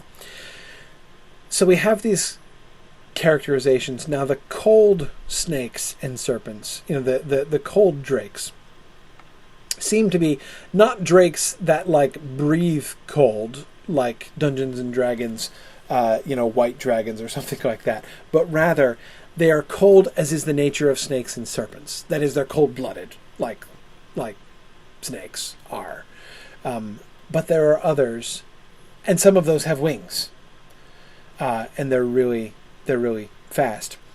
But the mightier are hot and heavy and slow-going and belch flame. So I think is an important context for the cold drakes there. We see here the different species of dragons. One of the things to emphasize is the variety here. They seem to be more like animals, obviously more like animals than the wrought creatures of the Fall of Gondolin. But they even have, sort of a species variety like animals might have, though they are still loosed upon the world by Melko. We don't have. It doesn't say that Melko has bred them specifically, though the idea of him loosing them upon the world at least accommodates that idea. Maybe suggests it, maybe not quite so strongly as that. But anyway, it's at the very least consistent with it. So dragons in the Fall of Gondolin, and again, as we can see, and as I've argued, the Fall of Gondolin, we're seeing the early stages. He leaves open the idea that there are other dragons, or at least that the conception of dragons exists, but the only dragons we see are these magical creatures made out of metal and fire, like the orcs are made out of slime. He departs from that idea by the time we get to the Foaloke, and when we have a dragon antagonist of the story, when we get Glorund to be the antagonist to Turin, he is made into, we leave this much more novel conception. I mean, Tolkien's first idea there, the dragons in the Fall of Gondolin are much more original than Glorund. Glorund is highly derivative of Norse mythology, but that seems to be a purposeful shifting of gears on Tolkien's part. A choice to turn away from that more idiosyncratic creation of the dragons and to turn instead to a more traditional concept of dragons as very powerful, wicked, and malicious beasts that have wise hearts, but are very evil. And that seems to be then where we get, from there, the concept of dragons as we get them from, Glorund to Glaurung to Smaug. And that seems to be where Tolkien's going to stay in the dragon department from here on out. We are running out of time, but there are a couple things I want to touch on with dispatch. Megwin. We haven't talked about Megwin at all. Let's look a little bit at Megwin's story. Here's our introduction to Megwin and his background, all the background we get on Megwin. Now the sign of Megwin was a sable mole, and he was great among quarrymen, and a chief of the delvers after ore, and many of these belonged to his house. Less fair was he than most of this goodly folk, swart, and of none too kindly mood, so that he won small love, just like Turin. And whispers there were that he had orc's blood in his veins, but I do not know how this could be true. Right, here's our narrator saying, I don't think anybody in his parentage, I don't think any of the other elves of Gondolin, bred with orcs. But anyway. Now, he had bid often with the king for the hand of Idril, yet Turgon, finding her very loath, had as often said nay. For him seemed Megwin's suit was caused as much by the desire of standing in high power beside the royal throne as by love of that most fair maid. Fair indeed was she, and brave thereto, and the people called her Idril of the silver feet, in that she went ever barefoot and bareheaded, king's daughter as she was, save only at pomps of the Ainur, and Meglin gnawed his anger, seeing Tuor thrust him out. So what do we know about Megwin? What's Megwin's backstory? First, that he appears to be native of Gondolin. There's no, the sort of obviously the later story of Eol, the dark elf, isn't there. There's a note where Christopher explains the probable origins of that element of the story, but Megwin just seems to be, he's a minor, and he's ugly. Karita, I agree. That's an important point. He's not kindly, and most importantly, he's ambitious. He is seeking for the hand of Idril, not for love of her, but because he wants to stand closer to power. So his desire for power is a central element in his configuration here. Another thing I think, just to mention about Idril here, Idril of the Silver Feet is still her name. That's what Celebrindal means, but she, in the Silmarillion, she's still Idril of the Silver Feet. But we don't know exactly why she's called Idril of the Silver Feet, but it's interesting, the context of that. It's she went ever barefoot and bareheaded, king's daughter as she was. And I think the implication of that is a kind of humility. She seems to be loved by the people. There seems to be an element of condescension not in the insulting modern sense. That is, her not maintaining a distinction of rank, right? A kind of she's down to earth and not setting herself aside by fancy dress. So that seems to be one of the... So we get more than just the fact that she has attractive feet. Yes, as both Nancy and Karita have noticed, that seems to be a trend here, right? We had Tunuviel's twinkling feet and Idril's beautiful feet.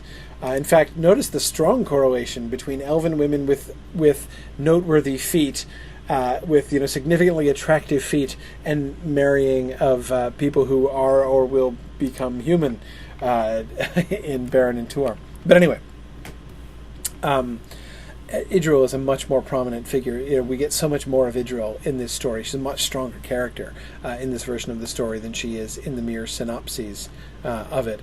Okay, so we see Megwin's ambition. Now, the context of Megwin's betrayal is, of course, very different in the Fall of Gondolin than it is in the later things, and primarily that's because, and I'm going to start rushing here, so I'm not going to read this whole thing.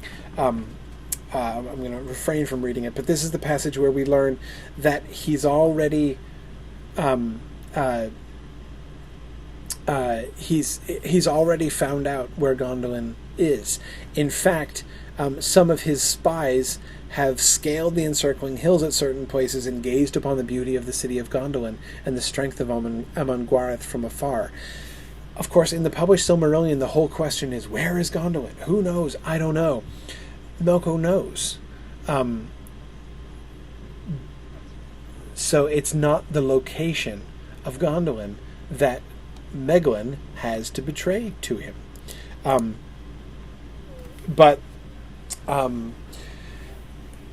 So what's the point of Meglin's treachery? Wherein does Meglin's treachery lie in the Book of Lost Tales story, the Fall of Gondolin? And also, what does this show us about the nature of the conflict between Melko and Gondolin? And I think one of the main things that it shows us is one thing that we see reflected is the shift in status of Melko himself. Just as the Valar were not nearly as impressive, right? Remember Torgon not assuming that if the Valar come and help him, he's necessarily going to win in battle. So Melko too is not unassailable. Remember, that's Ulmo's advice, right? Okay, Torgon, get your army and go out and whoop Melko, right? We'll back you up, promise, right? But again, the premise is you could do it. You could take on Melko and probably defeat him. Melko knows where they are, but he can't attack it yet, right? Meglin betrays to it. Yes, Yana, he betrays its defenses, right? He tells them all about how they can best assail it, and remember, he's the one who comes up with the dragon, with the metal dragon plan, right? He tells them how best to overcome the defenses of Gondolin. That's what he has to offer to Melko, who already knows where Gondolin is. What this means is that Meglin's betrayal, I think, is worse in the old version of the story than in the newer version of the story. It's a little more thorough. He's captured and betrays where Gondolin is located, and tells them secret paths to get there. That's pretty bad, but he is not the architect of the attack on the city as he is. He's much more of an active collaborator. Now he's under the spell of bottomless dread and everything in the Book of Lost Tales version, but he's still a much more active collaborator, it seems. He's active in the sense of he does more to help Melko than he did in the Silmarillion version. Good. Roy says it's a real betrayal and not just a sign of weakness. That seems to me fair. And good. Brianna points out how he resists Morgoth, but is eventually broken in the later version, whereas that doesn't really seem to happen here. I agree. I mean, in all these things, Melko is weaker, but so is Meglin, and Meglin seems more willing to be more involved in overthrowing him. Now, Idril, as we said, is a more active character and a stronger character. Know then that Idril had a great power of piercing with her thought the darkness of the hearts of elves and men, and the glooms of the future thereto. Further even than is the common power of the kindreds of the Eldaliae. Therefore she spake thus on a day to Tuor, Know, my husband, that my heart misgives me for doubt of Meglin, and I fear that he will bring an ill on this fair realm, though by no means may I see how or when. Yet I dread lest all that he knows of our doings and preparations become in some manner known to the foe, so that he devise a new means of whelming us, against which we have thought of no defence. Lo, I dreamed on a night that Meglin builded a furnace, and coming at us unawares, flung therein Earendil our babe, and would after thrust in thee and me, but that for sorrow at the death of our fair child I would not resist. And Tuor answered, There is reason for thy fear, for neither is my heart good towards Meglin. Yet he is the nephew of the king and thine own cousin, nor is there charge against him, and I see naught to do but to abide and watch. Yes, Idril sees what's going to happen, right? And notice her emphasis. The thing that she fears is not Melko's going to find out where we are, right? But rather, the foe will devise a new means of whelming us against which we have thought of no defense. As he does, right? It's all about the dragons. If it weren't for those dragons, which Megwin suggested, Gondolin would have stood. The Balrogs and orcs by themselves could not have taken Gondolin. They would have been down around in the valley, and they couldn't have gotten up. They could shoot their flaming arrows. But remember all those arrows that the Gondolin have, right? Or the Gondolin, excuse me, have? They could shoot continuously for years and years on end. And this is what they prepared for. They prepared their city on the hill so that it would be unassailable by an army that came in on the ground, so that they could just stand there and pick off any army on the ground as long as they need, right? There has to be some way that Melko can break through and break up on, and get up onto the hill, and that's what, of course, happens. And again, it is in fact Megwin's idea. So she fears. Her fears are very concrete, very specific. Right. Again, we get a general reference to Idril's foreboding in the Silmarillion, but she is much more active, much more knowledgeable, and much more specifically suspicious of Megwin and what he will do, what he might do, and of course what he does do. Now, when Megwin actually springs, tell me what you think of the story of Megwin's end here. Now then, Megwin had Idril by the hair, and sought to drag her to the battlements out of cruelty of heart, that she might see the fall of Earendil to the flames. But he was cumbered by that child, and she fought, alone as she was, like a tigress for all her beauty and slenderness. There he now struggles and delays amid oaths, while that folk of the wing draw nigh, and lo, Tuor gives a shout so great that the orcs hear it afar, and waver at the sound of it. Like a crash of tempest, the guard of the wing were amid the men of the mole, and these were stricken asunder. When Megwin saw this, he would stab Earendil with a short knife he had, but that child bit his left hand, that his teeth sank in, and he staggered, and stabbed weakly, and the mail of the small coat turned the blade aside, and thereupon Tuor was upon him, and his wrath was terrible to see. He seized Megwin by that hand that held the knife, and broke the arm with the wrench, and then taking him by the middle, leapt with him upon the walls, and flung him far out. Great was the fall of his body, and it smote Amangwareth 3 times, ere it pitched in the midmost of the flames, and the name of Meglin has gone out in shame from among Eldar and Noldoli. Notice the parallels. Roy, you're right, it is like the fall of Rome. Melko needs help from within. Notice it's also, of course, like the fall of Troy, the way you've got the beasts come in and disgorging their orcs. And then, of course, we get the references to Troy and Nineveh and Babylon and Rome at the end of the story. I think that's no coincidence. Karita, I also love Idril fighting back. If she hadn't been fighting, Earendil would have been thrown off the battlements. If Earendil had not resisted, he would have been killed. Idril's pretty cool here.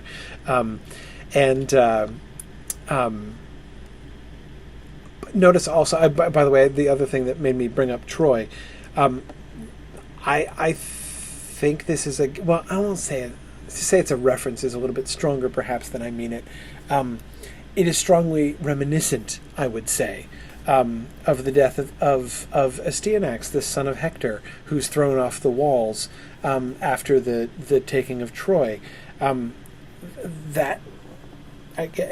with Tuor as Hector, sort of in the role of Hector of Troy here, except there's no Achilles on the Melko side. But anyway, it's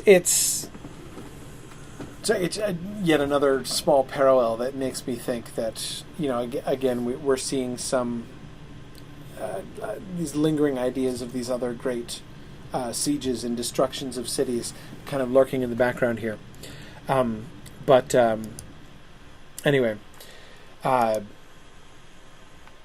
wondering if Gothmog could be an Achilles figure.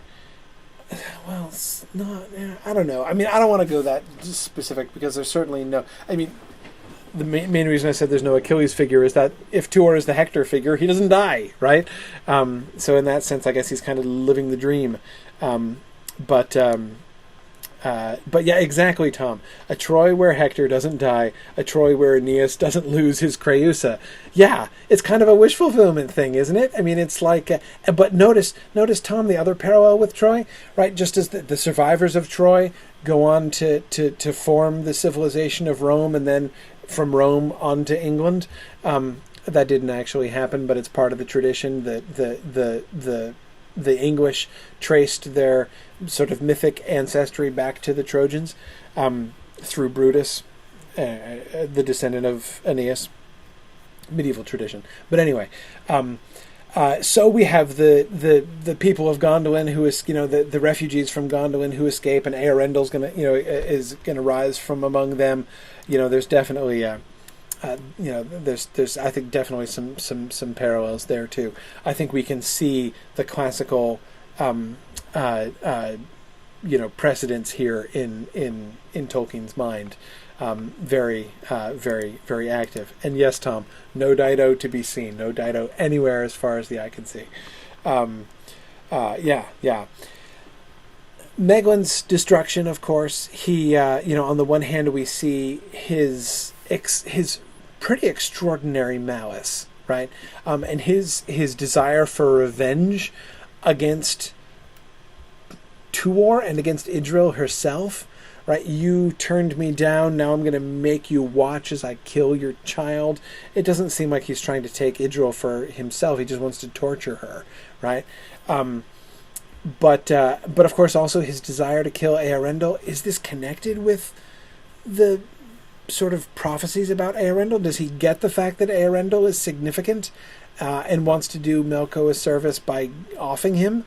Or to further his own ambitions in some sense by offing Earendil, but yet notice how his own malice undoes him, right? If the idea of Melko not being able to create of himself doesn't go back this far, is not part of Tolkien's original conception of what the big evil, of what is true of the big evil guy, the fact that oft evil will doth evil mar, as is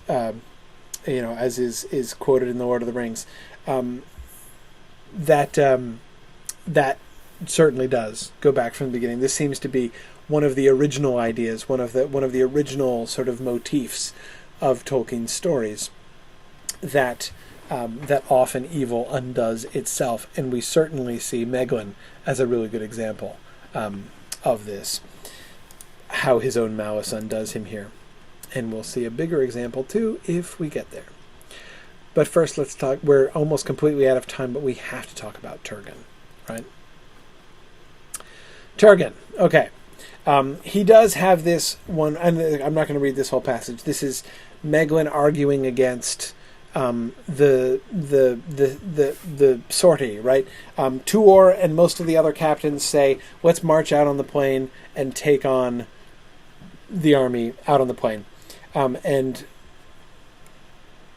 Meglin, his whole plan hinges upon them not doing that. Now, on the one hand, like leaving the walls to go out and fight them on the plain doesn't obviously seem like the best idea to me.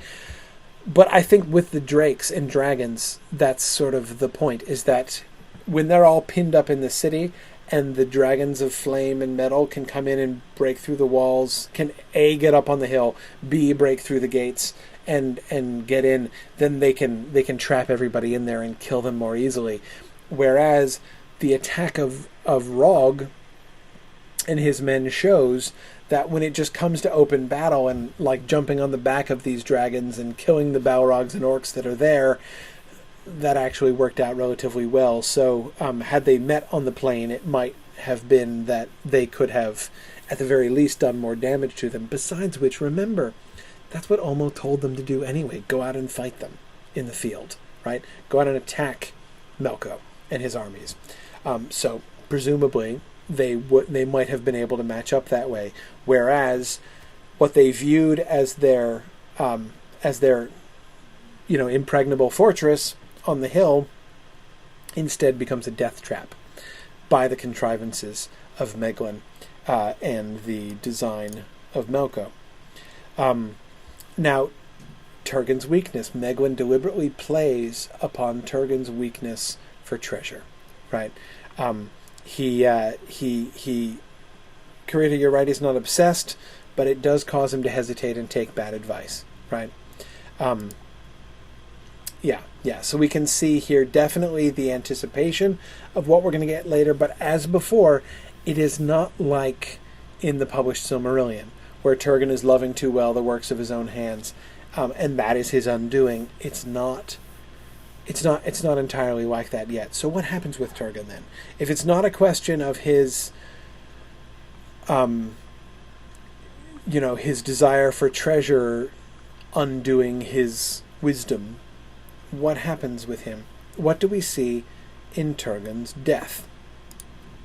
Again, I'm sorry to be skipping, but I'm keeping you guys really late tonight.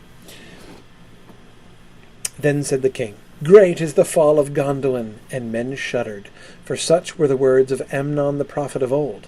But Tuor, speaking wildly for ruth and love of the king, cried, "Gondolin stands yet, and Ulmo will not suffer it to perish."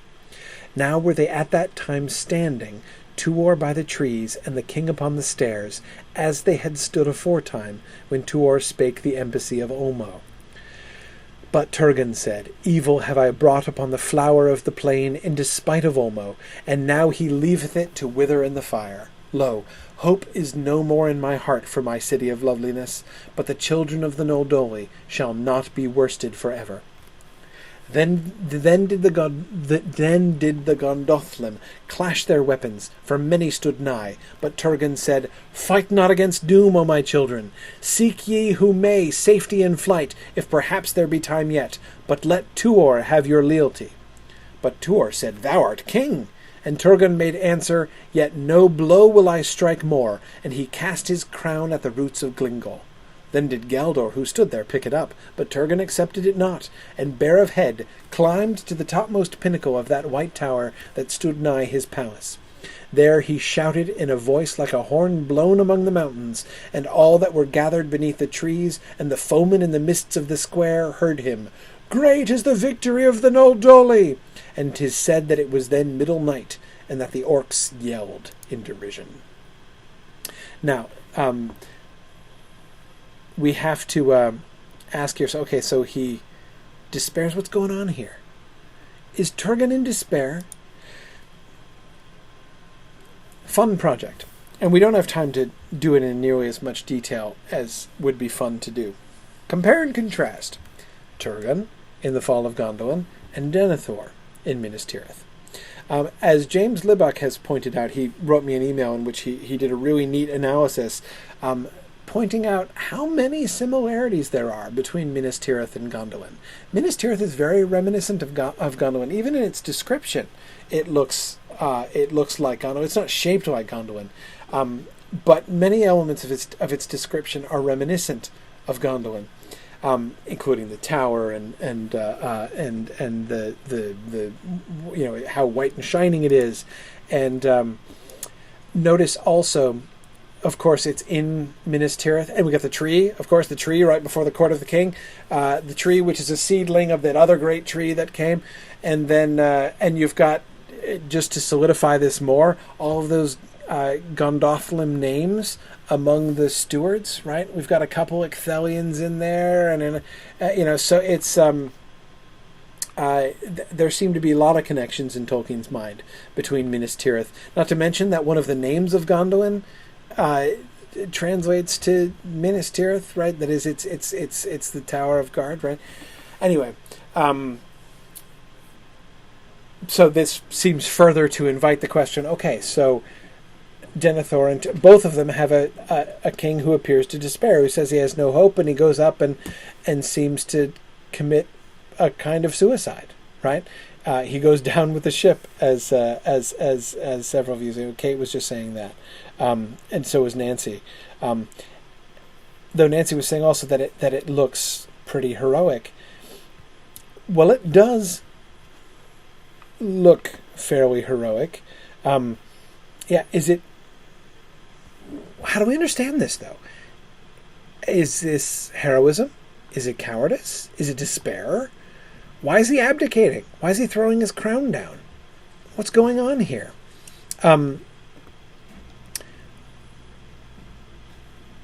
Let's look at one more passage, which I think or hope will help to contextualize it a little bit more.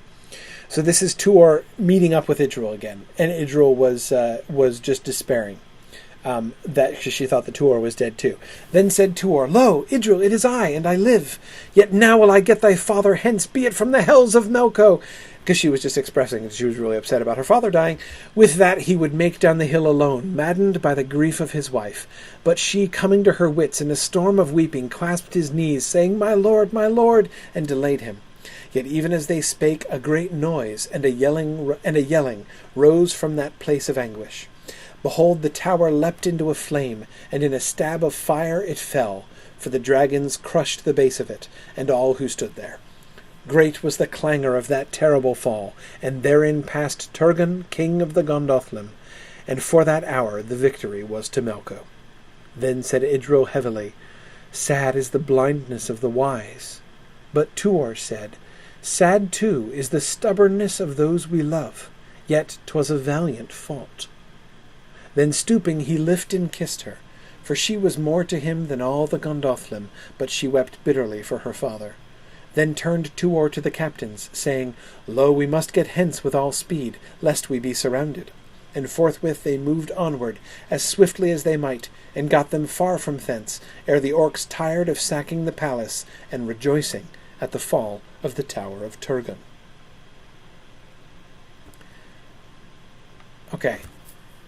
How do we interpret Turgon's final actions? Despair? Madness? Cowardice? Or heroism? Which is it? Now, I wanted to read this passage because we get in this conversation, especially there in paragraph 2, the conversation between Idril and Tuor commentary, right? She says, "Sad is the blindness of the wise." Seems kind of harsh. What does she mean? Is she referring to Turgon's actions to retreat up into his tower? Is she referring further back to him not heeding the message of Olmo? Which seems quite possible.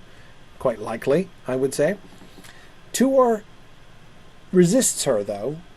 Sad too, sad too implies, like, yeah, you're right, sad is the blindness of the wise. But sad too is the stubbornness of those we love. So Turgon was stubborn. Yet 'twas a valiant fault, he says. In what sense was what Turgon did a valiant fault? Well, notice what happens. What is the result of Turgon's actions? The result of Turgon's actions is to allow the rest of the people to escape.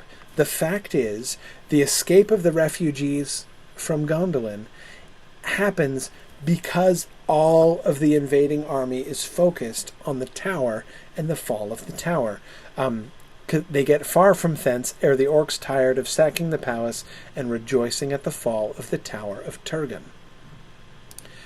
Now let's go back to the previous passage here. Why is it, if he's despairing, why is he shouting, "Great is the victory of the Noldoli" in a great voice from the top of the tower? Possibly to encourage the orcs to yell in derision, to draw the attention of everybody else. Notice what he says here: "Fight not against doom." This is what sounds very Denethor-like, right? When Denethor is in despair. "Fight not against doom, O my children." That doesn't mean he's saying, give up and die. We're all going to die. Go and die in what way seems best to you. He's not talking like that. Fight not against doom. Don't defend the city. Don't defend me. Instead, seek ye who may safety in flight, if perhaps there be time. Don't fight. Run. The doom that they shouldn't fight against is the fall of Gondolin. Gondolin cannot be defended. It's done. Gondolin has fallen. It is the doom of Gondolin to fall. Don't throw your lives away trying to resist that. Run. Flee. Go with Tuor. Go with Tuor and leave the city. As many of you escape alive as possibly can. Let Tuor have your lealty. right? Let Tuor lead you out. Lealty just means loyalty. Tuor says, no, you're king. I will strike no blow more. Why? Because he's giving up? Because he's in despair? He is in despair. He does have no hope that Gondolin can be saved, and that despair is quite rational and well-founded. But what does he do? He climbs to the topmost pinnacle and shouts, "Great is the victory of the Noldoli," among the foemen gathered in the midst of the square. Again, to draw their attention. He says, "Go, run," and then goes up and draws all their attention to himself. And then indeed, all of the dragons and the fire drakes and the balrogs and the orcs are all gathered around the tower because they're destroying the king, right? This is a big deal. This is a big opportunity. Brianna summarizes or paraphrases Turgon's phrase, or Turgon's speech, by saying, "Fly, you fools." Yes. Ooh, Karita, I love it. Karita's pointing out how he ascends bareheaded like his daughter. Yes, but he's only bareheaded in this final moment, right? Is that do we see that in some sense as a reference to sort of like now he's getting with the Idril program, right? If only he'd listened and been like Idril sooner. Love that, Karita. As a sign of humility, I'm totally into that. Tom Hillman points out that Aeneas too had to be compelled to leave Troy. If we're seeing sort of two auras like Hector and Aeneas rolled into one here, right?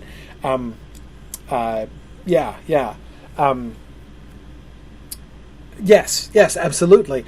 Notice the other thing that he does is basically force the hand of Tuor, right? No, I will not lead you. I will not run away. Instead, I'm gonna go down with the ship. I'm going to draw them all to me and give you guys time to escape. But by going up and shouting, he also, they've got to choose right then whether they're going to run or I'll just die, right? Because they're about to be overwhelmed. So in a sense, it's almost like he sort of encourages them to flee, or makes it necessary for them to flee. So I the more I look at this passage, when I first reread this again, recently as I was preparing, my first impression was negative. I was like, wow, Turgon despairs more than I remembered. And I was thinking very Denethor-like thoughts. But the more I've thought about it and the more carefully I read it, the less it seems that way to me. And the more it seems that Turgon's end is in fact a valiant end. And he is still at fault. He was wise but blinded. But again, the blindness was in not accepting Olmo's initial counsel. He should have marched out to attack Melko. He's like, remember we talked about the time, it seemed totally reasonable, right? Why should I march out and attack Melko when I could just stay in my impregnable fortress, right? Well, now you can say to Turgon, how's that working out for you, right? So clearly, in retrospect, certainly marching out to battle couldn't have ended worse, right? So, at the very least, you could have better disposed of your wives and children that way, but anyway, so clearly he was wise but blinded. And Tuor says, sad too is the stubbornness of those we love. His stubbornness not to come with them, right? But that's a stubbornness. That's a good stubbornness.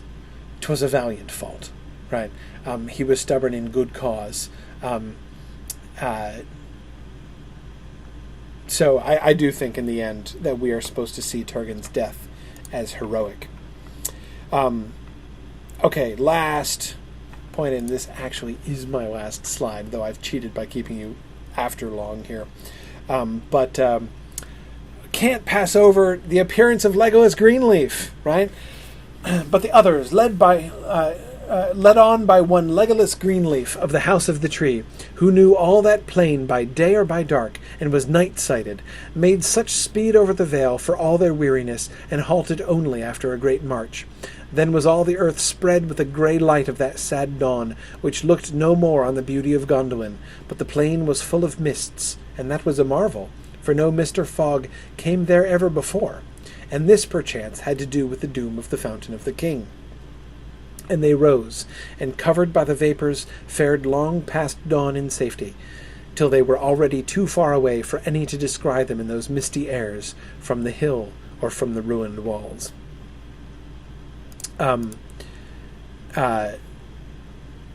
Yeah. So no, we see Legolas. He surfs on nothing and defies no gravity, but he does have excellent vision. First of all, notice the mists, right? The mists that have been caused by the fire drakes burning in the fountains. Notice the sort of the dual sense of this. On the one hand, again, it's like the malice of the enemy undoing itself. If it hadn't been for the flames of the fire drakes, there wouldn't be this fog. But it's also like Olmo hasn't quite forgotten them, right? And the mist has risen up from the waters and is cloaking their escape. That seems also to sort of factor in here too. Yeah, Brianna, isn't it fascinating that Gimli and Legolas are both of the names are introduced in the Book of Lost Tales Part 2. And now there's a if you want to stump your friends, there's a good trivia question, right? What are the first two of all of the names of the Fellowship of the Ring? Which two have the oldest names? Whose names go back furthest? Legolas and Gimli. Gimli, of course, was an old Noldo with really excellent hearing, but and not a dwarf at all. But that's beside the point. But Legolas Greenleaf. I mean, you're right. Nancy. Yes, this is just a recycled name, but notice he's not just recycled the name; he's recycled the eyesight too. Legolas has really sharp eyes, as becomes increasingly emphasized as you go through the two towers. Again, this is just, I would just say, another example of Tolkien's retentiveness, right? He likes this character, Legolas Greenleaf, and he's going to use him again, right? He comes back. That's why Glorfindel comes back in the Fellowship of the Ring. And yes, the reintroduction of Glorfindel predates Tolkien's explanation of that. Remember, when the Fellowship of the Ring is published, the Silmarillion has never been published. It may never be published. He takes golden-haired Glorfindel and gives him a role in the Fellowship of the Ring because he really likes Glorfindel, right? But then, later on, he invents a story to have it. Actually, it's the same Glorfindel who has come back. And he's particularly associated with Elrond because Glorfindel was particularly attached to Tuor and Idril and their son Eärendil, so he's come back to look over, continue to watch over the family. That's the case. And no, that's not the case with Legolas Yana. In this situation, we don't have. It's not the same Legolas. That is merely the case of Tolkien, the author, recycling one of his earlier ideas and characters that has since dropped out of the story. But again, we see Tolkien doing this all the time. We're going to come back to this point again next week when we look at the Naglofring. It is time finally for me to let you guys go. But we're going to talk about the Naglofring next time, and we will definitely be thinking about this question of recycling of Elvish characters when we look at that story next time. So I will let you guys go. Thank you for bearing with me. So many of you have stayed through my extra long class here tonight. Thank you for your forbearance. And we got through. I mean, there's much more that we could talk about, but we got through everything that I had in mind. Next week, the Naglofring. We've done 2 weeks on it. We did 2 weeks on Tenuviel, 2 on Turambar, and 2 on Gondolin. We're only going to do 1 week on the Naglofring. So read all of the story of the Naglofring and its commentary. It's a great deal shorter than the Fall of Gondolin. And we'll talk about that whole thing next week, and then we'll move on to Eärendil after that. The week after that. So thanks everybody. Don't forget, next Monday evening, Mike Drout's lecture. Definitely plan to be there. And I will see you guys next week. Bye now.